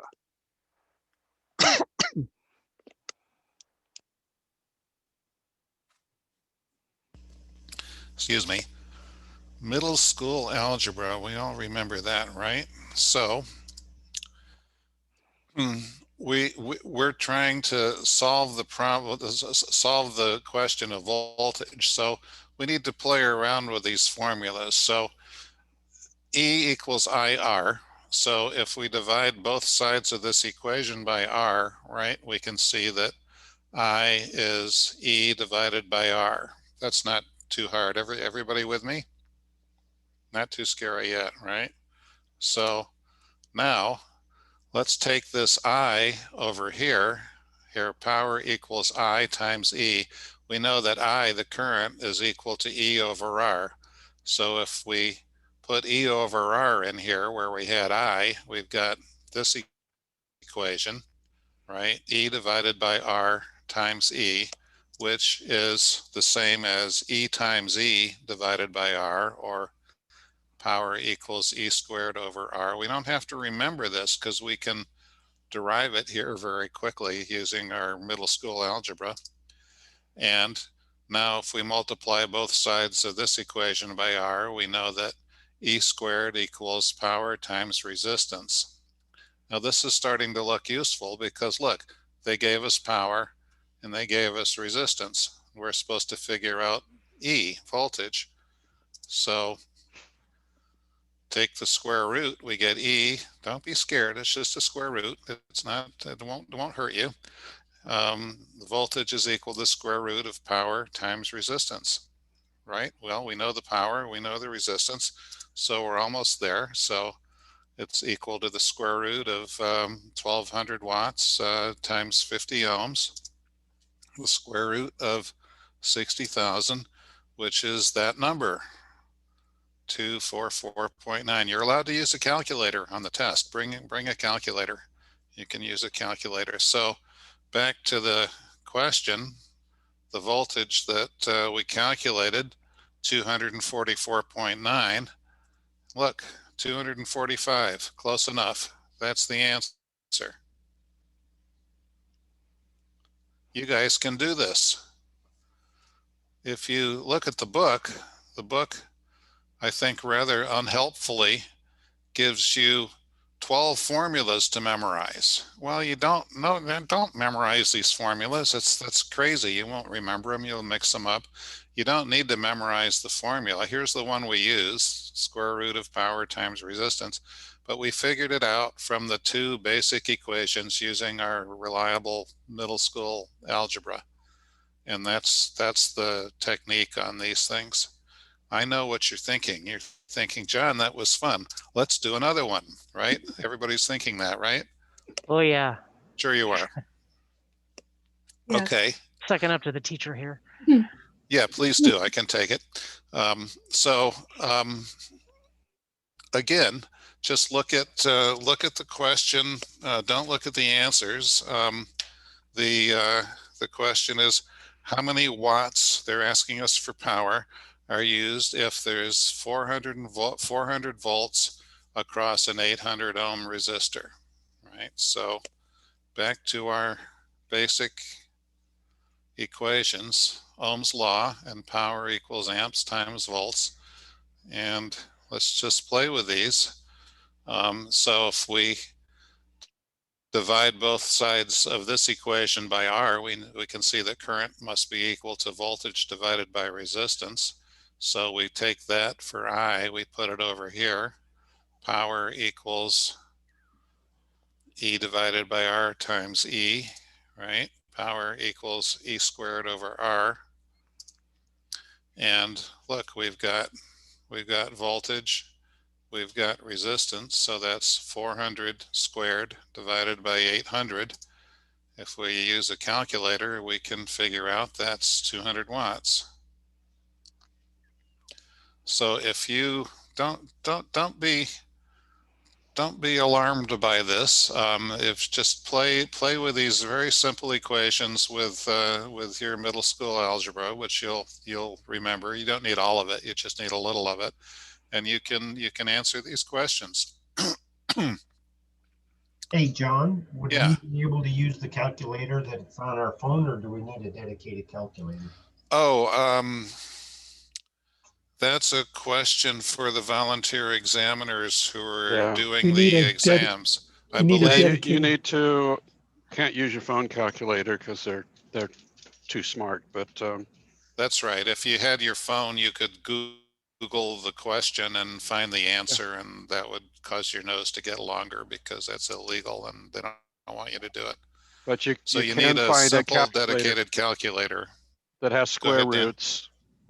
roots, and has, simple memory, like, it'll just remember one number and you can hit the clear button. Where can you find those anymore? I know. Go back to the 70s and get a TI 30. They're around. They usually cost about, $4 if you can find one. You can find them on Amazon too. Probably find one at the dollar store. I found that everything that you need is on the calculator that's on your computer. But are you allowed to use it? No. Actually, you should contact the VE beforehand and find out what calculator they allow. But if you play around with the preferences of your calculator, you can get all the functions you need right on your computer. Yeah, I'm pretty sure, Nana, that they won't want you to do that because on your computer you can get, of course, so many other things, and it's hard for the proctor to see what you're doing. I mean, unless they're seeing your screen at all times. They do, yeah. You have to share your screen, and so they're watching you the entire time. Okay. If you share your screen, I don't think there would be a problem then. Yeah, they can watch you punching the numbers in and everything. Okay, that sounds good. I've never taken one of these virtual exams, so I'm glad you're. Nana, I know you did recently, so you've got good information. Mm-hmm. I have a question about the having knowledge of the algorithm that you use. I've seen pictures that show a little, like a triangle or a circle that has like the P over the IR kind of thing. Do you find those useful for remembering how to manipulate the numbers? Personally, no, I don't. I'd rather use my middle school algebra, but people are different. People learn things in different ways. So, and what I'm showing you here is different from what's in the text. So use what works for you. It's, these are fairly easy to remember. If it helps, you can notice that this spells pi and this spells air minus an E. That's the Irish word for Ireland. So if you remember Irish pie, you can remember these these, but they're actually not that hard to remember no matter how you do it.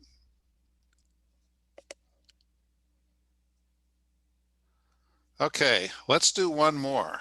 I'm having fun. Maybe some of you are, I'm not sure. This is another question.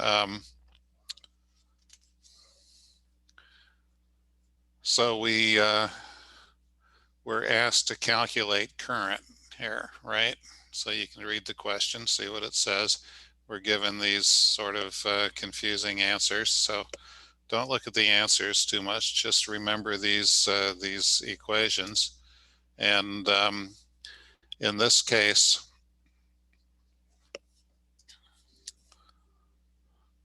we can substitute directly, right? Power equals I times E. Well, E, we know from over here, is equal to current times resistance equals IR. So we can put IR in here where we have E. So we have power equals I times R. Power equals I squared R. Twinkle, twinkle, little star, power equals I squared R. I don't know if that helps anybody or not, but it does. And look, we've got the current and we've got the resistance, but the current is not amperes. The current is milliamperes. Got to pay attention to that. A milliamp is 1/1000th of an ampere, right? Milli means 1/1000th. So 7 milliamps is 0.007 amperes. We're doing this in amperes. And ohms is ohms. So power equals 0.007 squared times the number of ohms we have. So you work out that arithmetic with your calculator and you end up with 0.061 watts. But look, the answer that they want is, I'm sorry, I can't see the answer. Is this the answer is 61 milliwatts. Is that what's marked here? No. Oh. All right, well, this is wrong. That's my fault, actually. So you can blame me for that. But 61 milliwatts. The important thing is to see how we got there. So you don't need this to remember this I squared R formula because you can easily derive it from these two. Okay, I think that's all the arithmetic we're doing. Any questions or comments about this?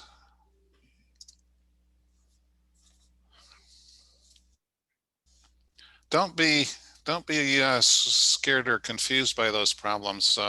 With those ones where you do a little calculation, I think it's helpful not to look at the answers until you do a little figuring yourself, because that's just confusing. Oh, and one other point: when you first come into the exam after the session starts, you can take your scratch paper and write these two formulas down, so you don't have to worry that you'll mix them up later. You can't bring them in on a piece of paper, but you can sit and write them yourself in the exam session. Okay, we're doing great here. Now we're back to things that are more definitions. Root mean square voltage of an AC signal, RMS voltage. A useful definition. This is a depiction of an alternating current signal, time on the horizontal axis. So what it's telling us is the current is flowing one way for a while, then it stops and reverses and flows another way. It's going back and forth, right? That's what alternating current does. So if we plot the voltage versus time, it increases, then it decreases to zero, increases the other way, decreases to zero. And if we put this AC signal across the resistor gets a little warm because there's power being dissipated in the resistor. And the concept here is we calculate a value here, which is 0.707 times the peak, that puts the equivalent amount of heat in that resistor from a DC signal. Same power, the same power from the AC signal and the DC signal. That's the RMS voltage of the AC signal. Any question about that? Why is it 0.707? Well, that's the way the arithmetic works out, because that's the cosine of 45 degrees, but you don't need to know that. So here's the question. What value gives the same power dissipation as a DC voltage? Oh, sorry, I can't see that on the screen. Somebody read the question for me. Which value of an AC signal results in the same power dissipation as a DC voltage of the same value? Yeah, maybe a little confusing, but it's the RMS value of the AC signal produces the same power as the DC signal of that voltage. So let's back up a little bit. This is 1 volt peak here. That's in this example. If we had a DC voltage of 0.707 volts, that would have the same amount of power. Okay, well, guess what? They're going to ask you that. Right, here's a specific example. So 17 volts times 0.707 equals almost exactly 12 volts. 12 volts is the answer. You just kind of have to remember 707. If it helps, it's an old jet plane. It's also the cosine of 45 degrees, but just remember it however you want to remember it. All right, some more circuit concepts. Switched mode power supplies compared to a linear power supply. A lot of modern power supplies are switching power supplies. That means they are a lot more complicated, but all the components they use are inexpensive and none of them are big and heavy. And it ends up being a much more efficient way to make an electrical power supply. And that's the answer to the question, what's the advantage of a switch mode power supply? It operates at a high frequency and allows the use of smaller components, also cheaper components.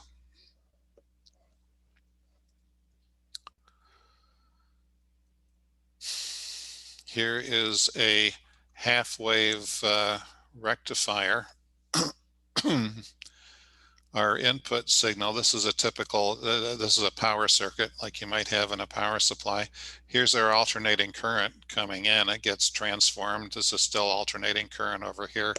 On the other side of the transformer, it's a different voltage. Here's a diode. The diode only lets electricity flow through one way. So when we look here at the output, we only see the positive parts of this alternating waveform.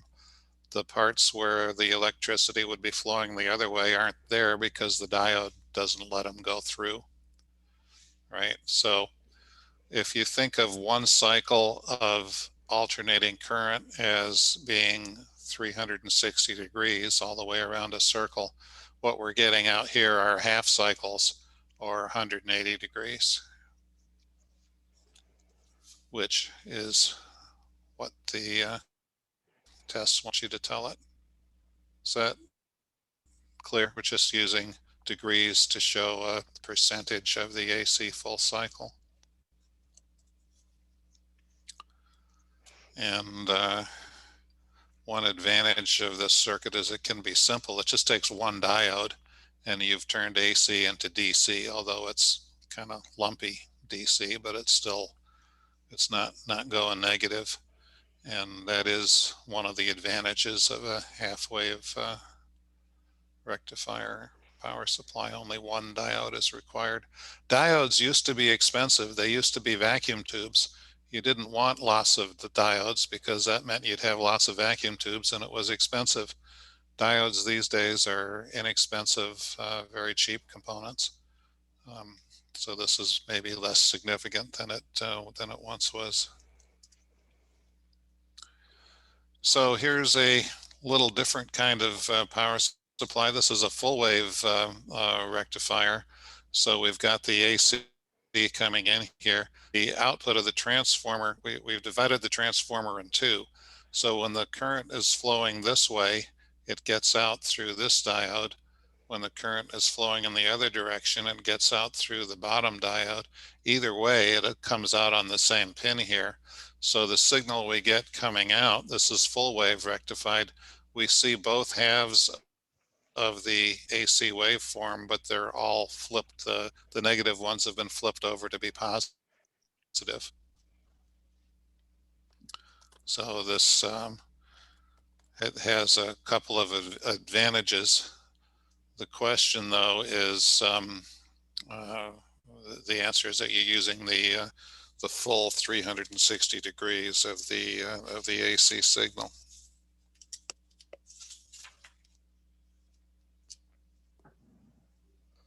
Any questions about this?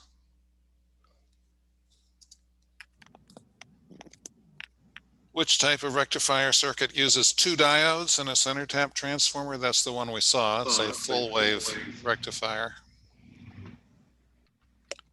That's just what we call it. Oh, this name makes sense because we're getting the full wave. Both halves of it are being put to useful purpose in this power supply circuit.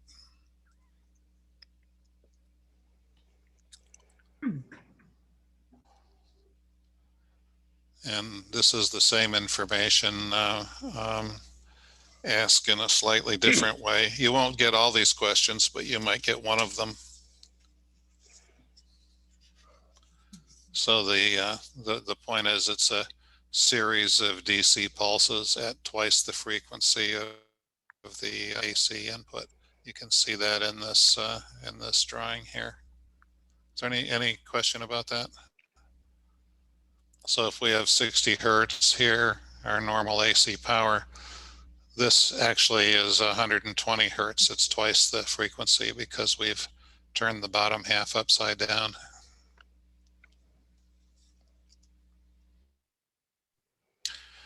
Okay, some useful information about capacitors and inductors. Their problem with you have with the power supply is that you don't want pulsed DC, you want smooth continuous DC, and so you need a filter circuit, and capacitors and inductors are both useful for filtering power supply network. Here's a possible filter circuit: capacitor with inductor in series, another capacitor. They're not going to ask you about circuit topology. What they're going to ask you is what components would you use to do the filtering, and it's capacitors and inductors. These other parts here, well, not this one, but some of these parts here are useful in a power supply, but they don't do filtering. They do other things. So if you can remember, capacitors and inductors are useful for filtering, you'll get this question right. And typically they're electrolytic capacitors. They can look like this because you want a lot of capacitance, and electrolytics are good at giving you a lot of capacitance and not much space, which is what the exam question is. Lots of capacitance for a given volume of component. Disadvantage of electrolytic capacitors is that you've got to hook them up right. If you hook them up backwards, they don't perform well. You've got to apply the positive signal to the positive terminal of the component. When I was in high school, I took a class called Electric Shop. It was kind of like wood shop, but it was about electricity, and the instructor really liked to demonstrate this principle of electrolytic capacitors by deliberately hooking them up wrong and getting them to explode.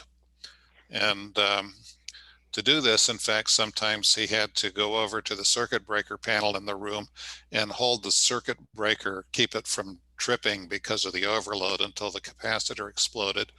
I thought that was a wonderful thing for a teacher to be showing students to do, and we all enjoyed it greatly. But the point you have to remember is that you got to hook them up right, and various bad things can have, if you hook them up wrong, and all the bad things are listed here. These all apply.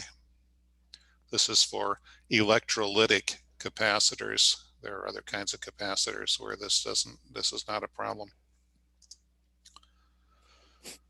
So if you have a bunch of capacitors on your filter of your power supply, you may recall that capacitors store electric charge. That's what they do.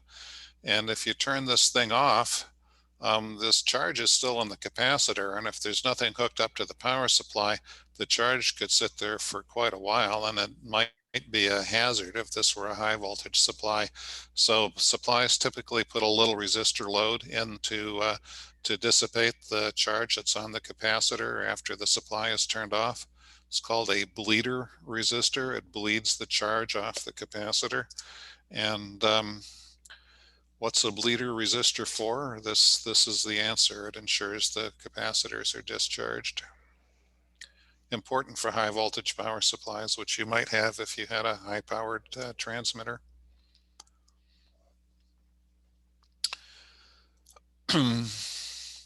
Why are digital voltmeters good? Because you get higher precision than you do from an analog meter. Why are they undesirable? Well, if you're adjusting a circuit trying to peak something to get the maximum value, it's very useful to see a moving needle, a little more, a little less, a little more if you're making adjustment. So both kinds of meters can be useful for sort of different applications. And the questions you might get, digital's better for precision. Analog meter is better if you're making an adjustment, like in a tuned circuit. They both have their uses. If you're measuring something with a voltmeter, you don't want the voltmeter to disturb the circuit you're measuring. You want to know what the voltage is there without the meter connected. But of course you actually have to measure it. So you need a meter that takes very, very little current from the circuit. In other words, it has a really high impedance so that you're not disturbing the circuit that you're measuring. Most modern meters are like that. This old guy here actually took a fair amount of power in order to move its needle. So this is an example of a meter that might actually disturb the circuit that you're trying to measure. Anyway, the question here is why do you want high impedance? Because you don't want to load the circuit while you're measuring the voltage. And some other useful information, nickel cadmium batteries, so-called NiCad batteries. They have some disadvantages, but one thing they're good at is supplying lots of current very quickly, and that's high discharge current. That's a benefit of nickel cadmium batteries. This question might be on your test. And this is a question, this is something you just have to remember. Lead acid batteries, like car batteries, are unhappy if you discharge them too much. So a 12-volt lead acid battery, you don't want to discharge below 10.5 volts. And that has to do with the battery chemistry. This applies only to lead acid batteries. Other batteries have different limits, but this is the only one you'll be tested on.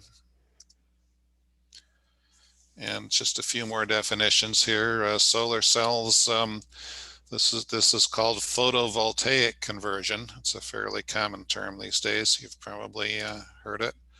And that's the answer they want you to give. Photosynthesis is useful if you're a plant, but that's not what solar cells do. It's photovoltaic conversion. And this is just a fact you'd have to learn. A modern, well-illuminated photovoltaic cell puts out about 0.5 volt. So of course you need lots and lots of them.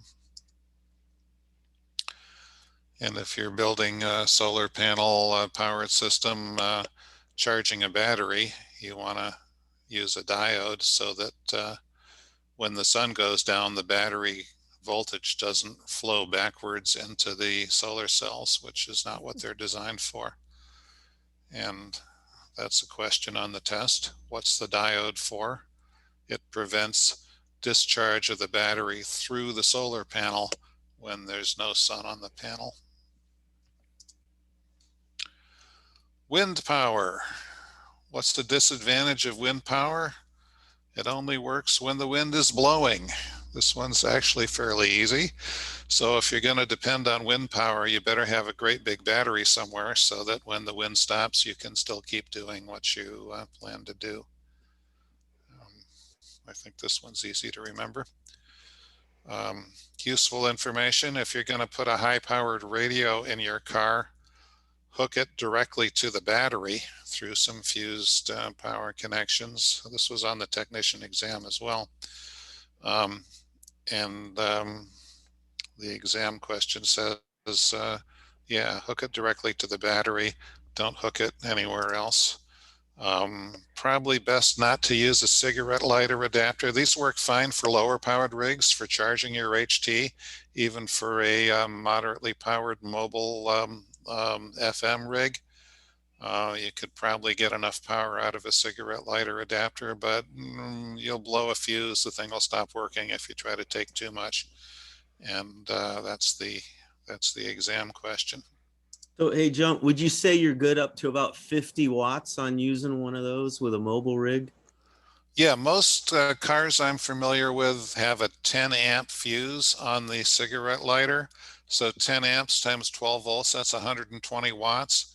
So if your radio puts out 50 watts, and it's reasonably efficient, it's probably not drawing 120 watts while you're transmitting. My 50 watt radio draws about 70 amps or 70 watts rather when I key it. And so it actually works fine from a cigarette lighter adapter. So that's the answer to that is yes. That's all the material that we were going to cover today. It's quite a load of stuff, but many of you guys stuck with us. It looks like you're doing okay. Any comments before we end today's class, or comments or questions? Okay, we tired everybody out, so it's a successful class. This will, as I said, the recording will be up. I'll have the link for you sometime tomorrow. I'll send it out an email, and we will see you next week. Next week it's me again, and we'll be talking about electric circuits and good grounds. Great stuff. Pages 146 through 166 in the textbook. Those are the questions we'll be covering, and works best if you can read that ahead of the lecture so you can bring your good questions to the test. Thanks, everyone. Good night. We'll see you next week. Thank you. Thanks. Excellent. Thanks. Thanks, John. Bye-bye. Thank you. And is Dawn going to hang around? Yep, Don's going to hang around. I'm going to hang around until Dawn goes to great. bed, just so I can listen in and observe, osmose some experience. Thanks, Don. Yeah, hang around and tell us as much as you want to tell us, as much as you can tell us. Class ends at 9, but we can stick around afterward. Excellent. Well, John, great job. This is a challenging time to go through this material, but if you hang in there and do what do they say, in order to get to Carnegie Hall, you have to practice. It's what it's going to take, but the thing is that this is the next step in 6RJX into amateur radio, and as a general licensee, you get more of the band to play with and a lot more fun. And 6RJX. Sounds like an interruption. Yeah. And go ahead, RJX. Oh, sorry. I didn't know I was on mute. So basically, this is a great step in opening up the band to doing things like listening and participating in DXing, which is also a really good thing. One of the things that I can share that I didn't have time to, and I think that probably you might find somewhat interesting, and it just takes a second for me to bring it up, and then I'll go ahead and share it, is it's part of the logbook of the world. It's a way of logging in, to post your scores and things like that. Let me go ahead and get it up and running here, and then I'll go ahead and share it. Share. Oh, let me go ahead and share that. There we go. So Logbook of the World is, after you get done taking an electronic log, you can upload your log to this, to the ARRL's Logbook of the World. What this gives you is it tells you a lot about what you've done, and I made, it says here up on my log that I've logged 73,000 contacts. And we're not seeing your screen, oh, Ben. oh, it didn't share. Darn it. Okay, sorry, my bad. Thank you for share. That looks better. Sort of. That's Morro Rock, I guess. There we go. I don't recognize those two other rocks though. Oh. Oh, must be somewhere else. Yeah. So anyway, this is Logbook of the World, and this is the ARRL's version of posting your log electronically. What they intend to do is to give you the capability to post information about what the contacts you made, and then confirm those contacts with other ham radio operators. So if you say that I made a contact and you upload that contact, and the other ham radio operator at the other side uploads their contact, it confirms your contact in Logbook of the World. In my case, I've got 73,000 contacts, QSOs recorded, and a little over 50% confirmed. What that means is that I can go and look at the QSOs I've made. I can look at the awards for QSOs. So, for instance, if I put in like a VU, which is over in, it shows me this one is my India contact from India. I made it on 20 meters. I made it back in 2012. I did it on sideband, and that is the person I made the contact with, and it was a confirmed contact. So this allows me to search all my different contacts. Also, what it does is it opens up the different award categories that you have. So like there's the DXCC award, there's the Worked All States award, there's a different VUCC award, UHF VHF Century Club. There's WPX awards. This is a worldwide DX award. And so these are all the different award categories. So if I pulled up the DXCC, this is telling me the countries that I've operated or worked and logged in my log. In mixed mode, I've worked 205 out of the 350 countries in the world. I've got 119 of those on CW, 195 on phone, and 127 in digital. Here are the different meters or bands that I've worked them. So I've worked 46 on 80, 88 on 40, 179 and on 20 meters, etc., down and all the way down to 2 meters. I've actually got a single confirmed contact on 6 meters and 10 and 2 meters. Again, these are all the logged contacts that I made. So if I wanted to apply for an award, I could go ahead and click on that award. I could see all the contacts that I've had in different parts of the world alphabetically, and that would show that I made all these contacts in these different different countries and different locations. Again, that's just Logbook of the World. I can search my log and see if I've actually worked somebody that I think I've worked, and that would pull up. So if I put in K6XX, I could look for K6XX, and it tells me I worked him on 20. The last time I worked him was on 2020 on November 15th, which is a contest. So that's the one he's confirmed with me. So that kind of gives you an idea of this electronic logbook.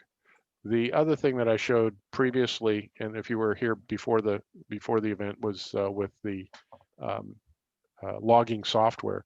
There are a lot of different logging softwares out there that they connect to your computer. You connect your computer to your HF radio, and so that as you spin the dial, it automatically senses where your dial is spun, and so it makes it very easy to log your contacts when you make them. And do you know if Logbook of the World stores all that information in the cloud somewhere, or is some of it in a file on your local disk? Good question. I believe since I download or upload my logs to Logbook of the World, it logs that on their system, and the reason it does that is they're doing the confirmation between the two, the supposed contacts. They're also gleaning data off of that those contacts. They're looking at propagation. They're looking at records. They're looking at operators. They're doing a lot of different things. You can see that they say, hey, here's a triple play winner. A triple play meaning that they've worked all states in digital, CW, and phone. And this is a person put in their triple play, and they get a really nice embossed award when you do that. But again, you have to be a member of the ARRL in order to get that embossed award. Any thoughts on QRZ offers a logbook as well? Exactly, they surely do, and that's a very valid way of getting another log way of logging your calls is QRZ. So Right. the radio I'm going to be using, it doesn't have the ability to talk to any software. It's an old 520, Kenwood 520. And then that's where the paper and pencil and there you go. All right, it comes Got in and transferring your log. Got it. So yeah, it's the more you get into the hobby, and particularly if you get into DXing and contesting, you're going to want to upgrade your radio or upgrade your PC and connect your radio and your PC and start to do some of this stuff, because when I'm in a given contest, I'm logging between 700 or 500 and 700 contacts in a 24-hour period. So I would get those and I would log them, and I surely don't want to hand log those contacts because it would take me too long. Right. And I surely wouldn't want to transfer those manually and type them into a spreadsheet and then move that spreadsheet into a standard log configurator.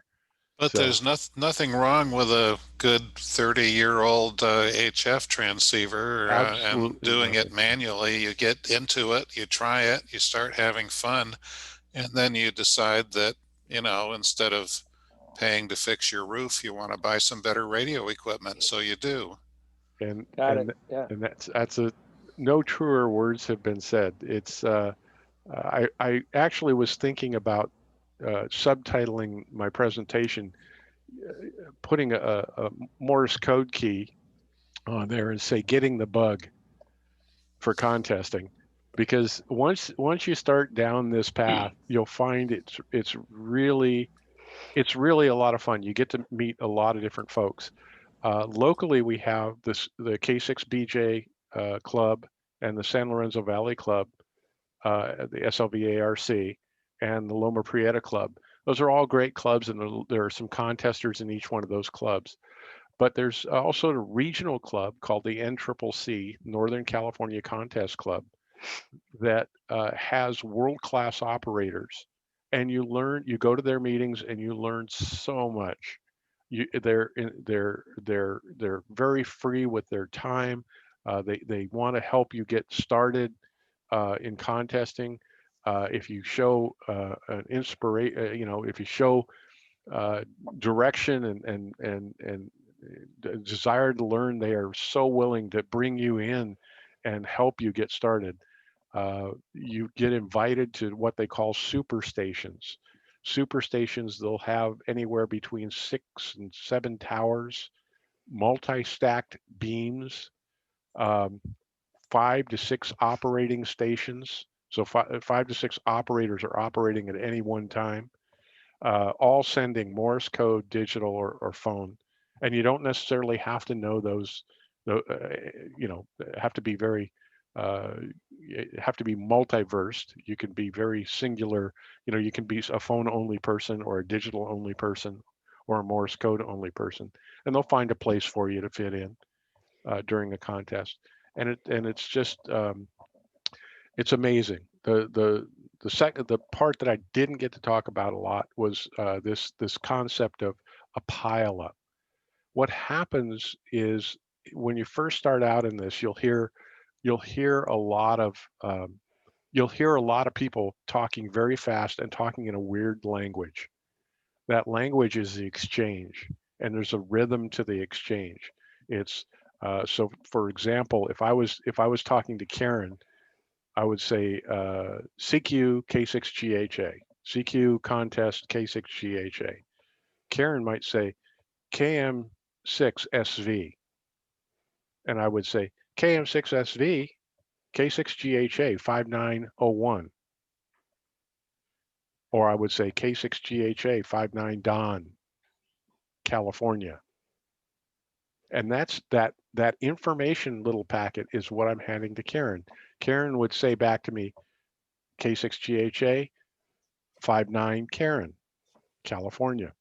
That's what I would pull back and put into my log and then submit that contact as being that log. So there's all these different formats for these different contests. They either take names, signal reports, location, the first year you were licensed. All of these things play into that exchange, and the more complex the exchange, sequence number, how many contacts have you made during that contest? So all of those things are coming in rapid fire, and so you have to be a relatively decent touch typist to go quickly. But what happens is there are two forms of contesting in that mode. One is called search and pounce, and that's where I go out and I listen for somebody and I get all their information. I listen to them over and over and over again, answering these calls to other people. Then I get the nerve up, and then I pounce and I throw my call sign out there and hope that they come back to me. And if that happens, then I do the exchange like I've heard everybody else do the exchange. Searching and pouncing is a fun way to get started in there, because you can pick and choose who you want to talk to. If you hear somebody really busy with a whole bunch of people, you might ignore them. You might go over to somebody who is calling CQ but not getting any takers, and then go with them. The other way is to run a frequency, and running a frequency is to be the person that calls the CQ. So what you're doing is you're saying CQ contest, and then you give out your call, K6GHA. What's cool about that is you can have one person, you can have 2 people, you can have 5 people. I've heard as many as 30, 40 people trying to get one station in South Africa. Then it becomes a challenge for how you put your call sign out there to that station, or being that station, who you respond to when you hear all of these calls coming in. You might wait a little bit until you can hear one clearly. You might wait because you want to get a multiplier from a specific location. So what, as someone who's running a frequency, you can say 6 stations only. So it would be in your call sign. The person is requesting 6 stations only is saying, anybody with a 6 in their call sign, call me now.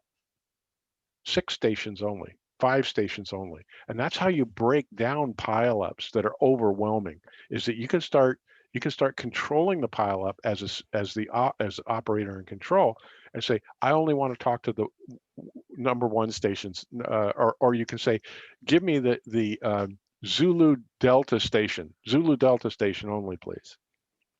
And generally people are pretty well orderly that they'll only stick in their call. And so the Zulu Delta station will call back to you. You'd fill out their information, make the exchange, and then say, thank you, and give your call, and then it would start all over again. So you can see the game that plays inside the game with this is not only are you trying to get as many calls as you can in a given period of time, but you're trying to maximize your points, you're trying to be efficient, and you're trying to make a clear connection. There are many games inside the game of contesting. One of those games is having what they call a golden log. A golden log means that you have copied everyone correctly, and everyone that called you copied you correctly. And generally, golden logs don't start until you don't get acknowledgement for golden logs until you've got about 150 contacts in your log. You know, you can't just go and do 10 contacts and get a golden log, acknowledgement. You generally have to be pretty much participating in one of these contests. So again, it's like any other sport. You can get awards for a lot of different things. And it's very gratifying. I can tell you, it's very gratifying to have something, a plaque, come in the mail, and then have it something that you can put up on your wall. Any contests coming up soon? Great question. I can do this now since I have a little bit more time. There's a thing called WebSDR.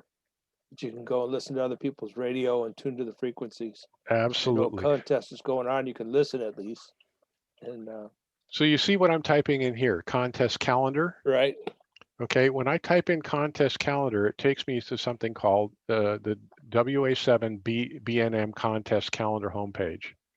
So if I go and I look at the contest calendar homepage, it tells me, oh, look, here's a calendar for the next 8 days for contests. Here's the one for the 12 months for years. Here's the one for state parties. Here's the one for CW, if you only want to do Morse code. Here's a low power one. Here's a historical calendar. So if I just took the 8-day calendar, the next 8 days, wow, and I look at February 8th, you can see that February 8th through the 12th or 13th or 15th, here are all the different contests that are out there. There's a slow speed test. There's a school, ARRL school roundup contest. So you sit there and NWC, this weekend, there's something called a CW RTTY WPX contest. It's a worldwide contest. So I clicked on that and it tells you all the information about it. It's a RTTY contest. It's worldwide. These are the bands of operation. Here are the different classes of operator: single operator, single band, single operator with overlays, meaning you have tri-bander and wires, or rookie or classic, multi-one, which is multiple operators, one radio, multiple operators, two radios, multiple operators, multiple radios, and then multi-distributed. The reason they're doing distributed now is because you can have remote radio operation. And so I could be logged into a radio over on the East Coast doing this contest and actually contest from that radio and be a remote distributed operation. It tells me that the single operator, as a single operator, I can only run 30 hours of the 48 hours. So this comes into play when you start looking at propagation and you start looking at strategies and tactics about how to maximize your hours of operation during the times when you're going to get the most score possible. And this is when it starts to get a little weird, and this is when you start moving into the Olympic category of what you're doing as far as contesting. You're looking at all those propagation forecasts. You're looking at your station, how well your antenna receives at a given time at a given place, whether or not you think you have an advantage to be working at that. Then there's the different powers of operation. Watts, 1500 watts, 100 watts, or 5 watts. Those are the categories I talked about. Here's how they score the points. Same country on these bands, 1 point. Same country on the higher bands, you get 2 points. So hey, I'm going to spend most of my time on 40 and 80, but the problem with that is there aren't many people on 40 and 80. So you're not going to get, you got to move through that. Different countries. Oh, so if I just work different country, I get 6 points for a different continent on 40 and 80. Well, that's great, but it's much harder to do. So anyway, then if you wanted to go in and take a look at the rules, which is the thing that we talked about earlier, this is where you would go in and you'd look at the rules, and it goes through all the rules, the objectives, and what you need to do. The good news here, to be honest with you, is by the time you get to doing your first contest, you'll probably sit with somebody and it'll be a fun contest. And then you'll start to look into the rules and find out what it is. Field day to some is a contest, but it has rules that you have to follow. You have to clearly identify your power. You clearly have to identify your location. What your station is, your station call, that kind of stuff. And that's the information you're sharing back and forth.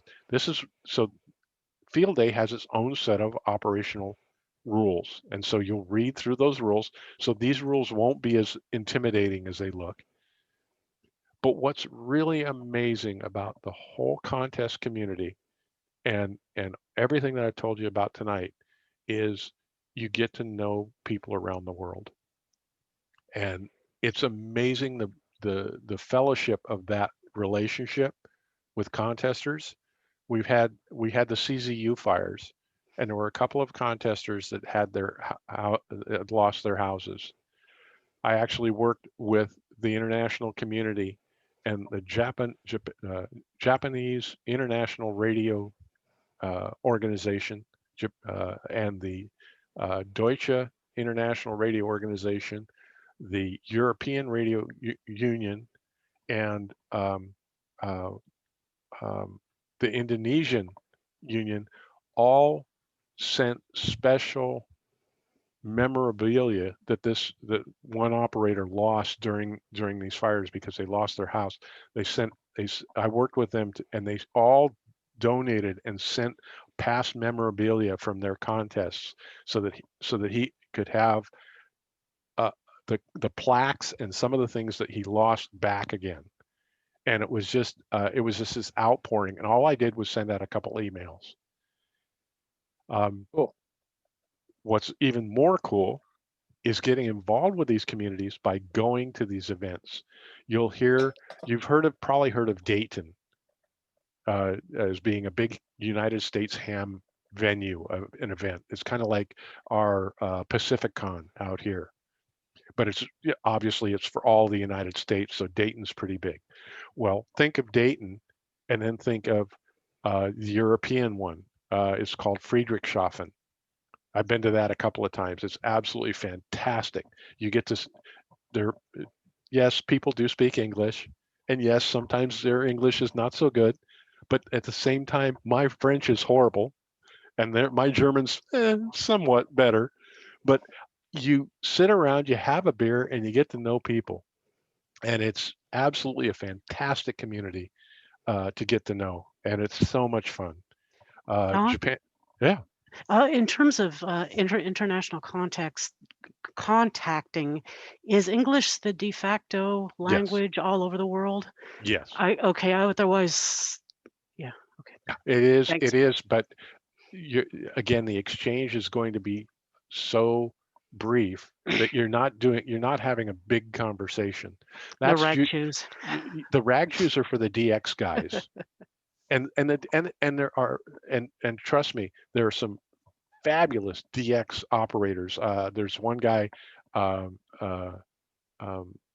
Abdul from Saudi Arabia, that I love talking to. He's a great guy. He seeks out West Coast people in the middle of the night, and so he's fun to talk to. He's a great guy, great great attitude. I know of a half a dozen Russian, all over Eastern Russian, Central Russian, and Belarus. That I just talk to these guys on occasion. Contest wise, when it comes to the contest, you start recognizing call signs. They start recognizing your call sign. What's cool about that is in a pileup, they'll hear you. They'll hear your call sign, and they'll pull you out of that pileup because they know who you are. And so that's that's a game within a game. It's part of the advantage of getting to know a lot of these people. So it's just it's so much fun, and again, it's international. I could spend every weekend in a contest. One year I contested, I did 39 contests that were 12 hours or more in a year, and my spouse told me that I should just move in to my shack. When you're helpless in the face of your addiction. It's wonderful. I've got a very supportive spouse. I'm actually I'm in the process of putting up my second tower. So I'm really excited about that. That's going to give me a 40-meter beam. So I'm excited and looking forward to that. But right now I've got a simple station. I don't know. QRZ has me in here. QRZ.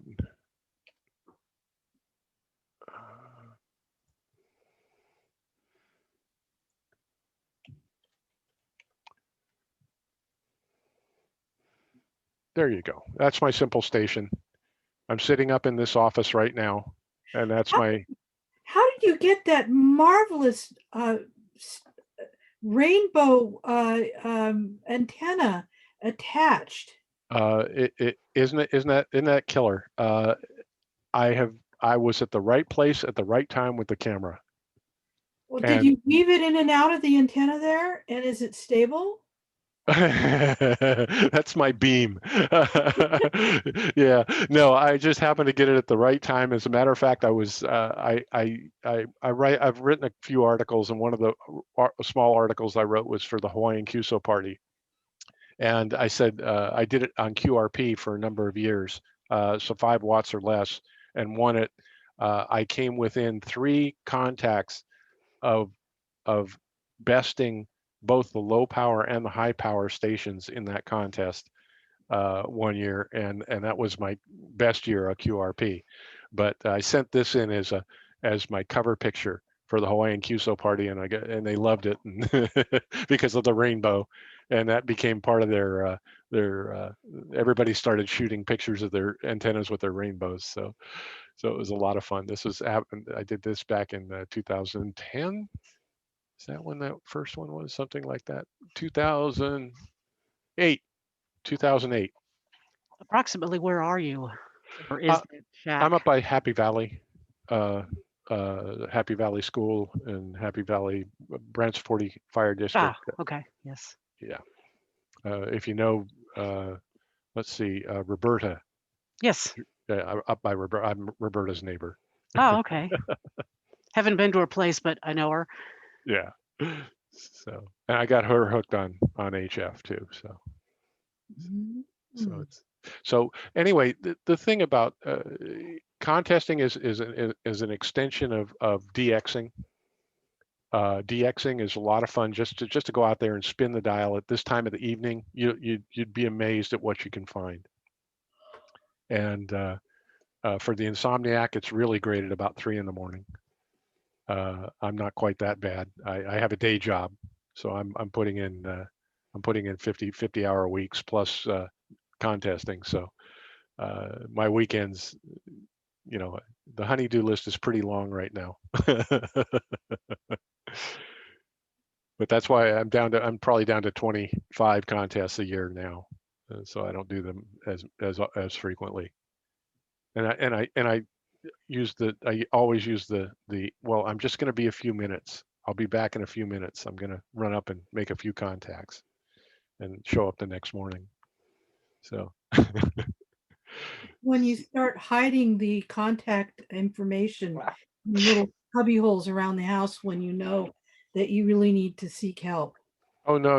I have my whole shack up above the house for that. That's why I just retired to the shack.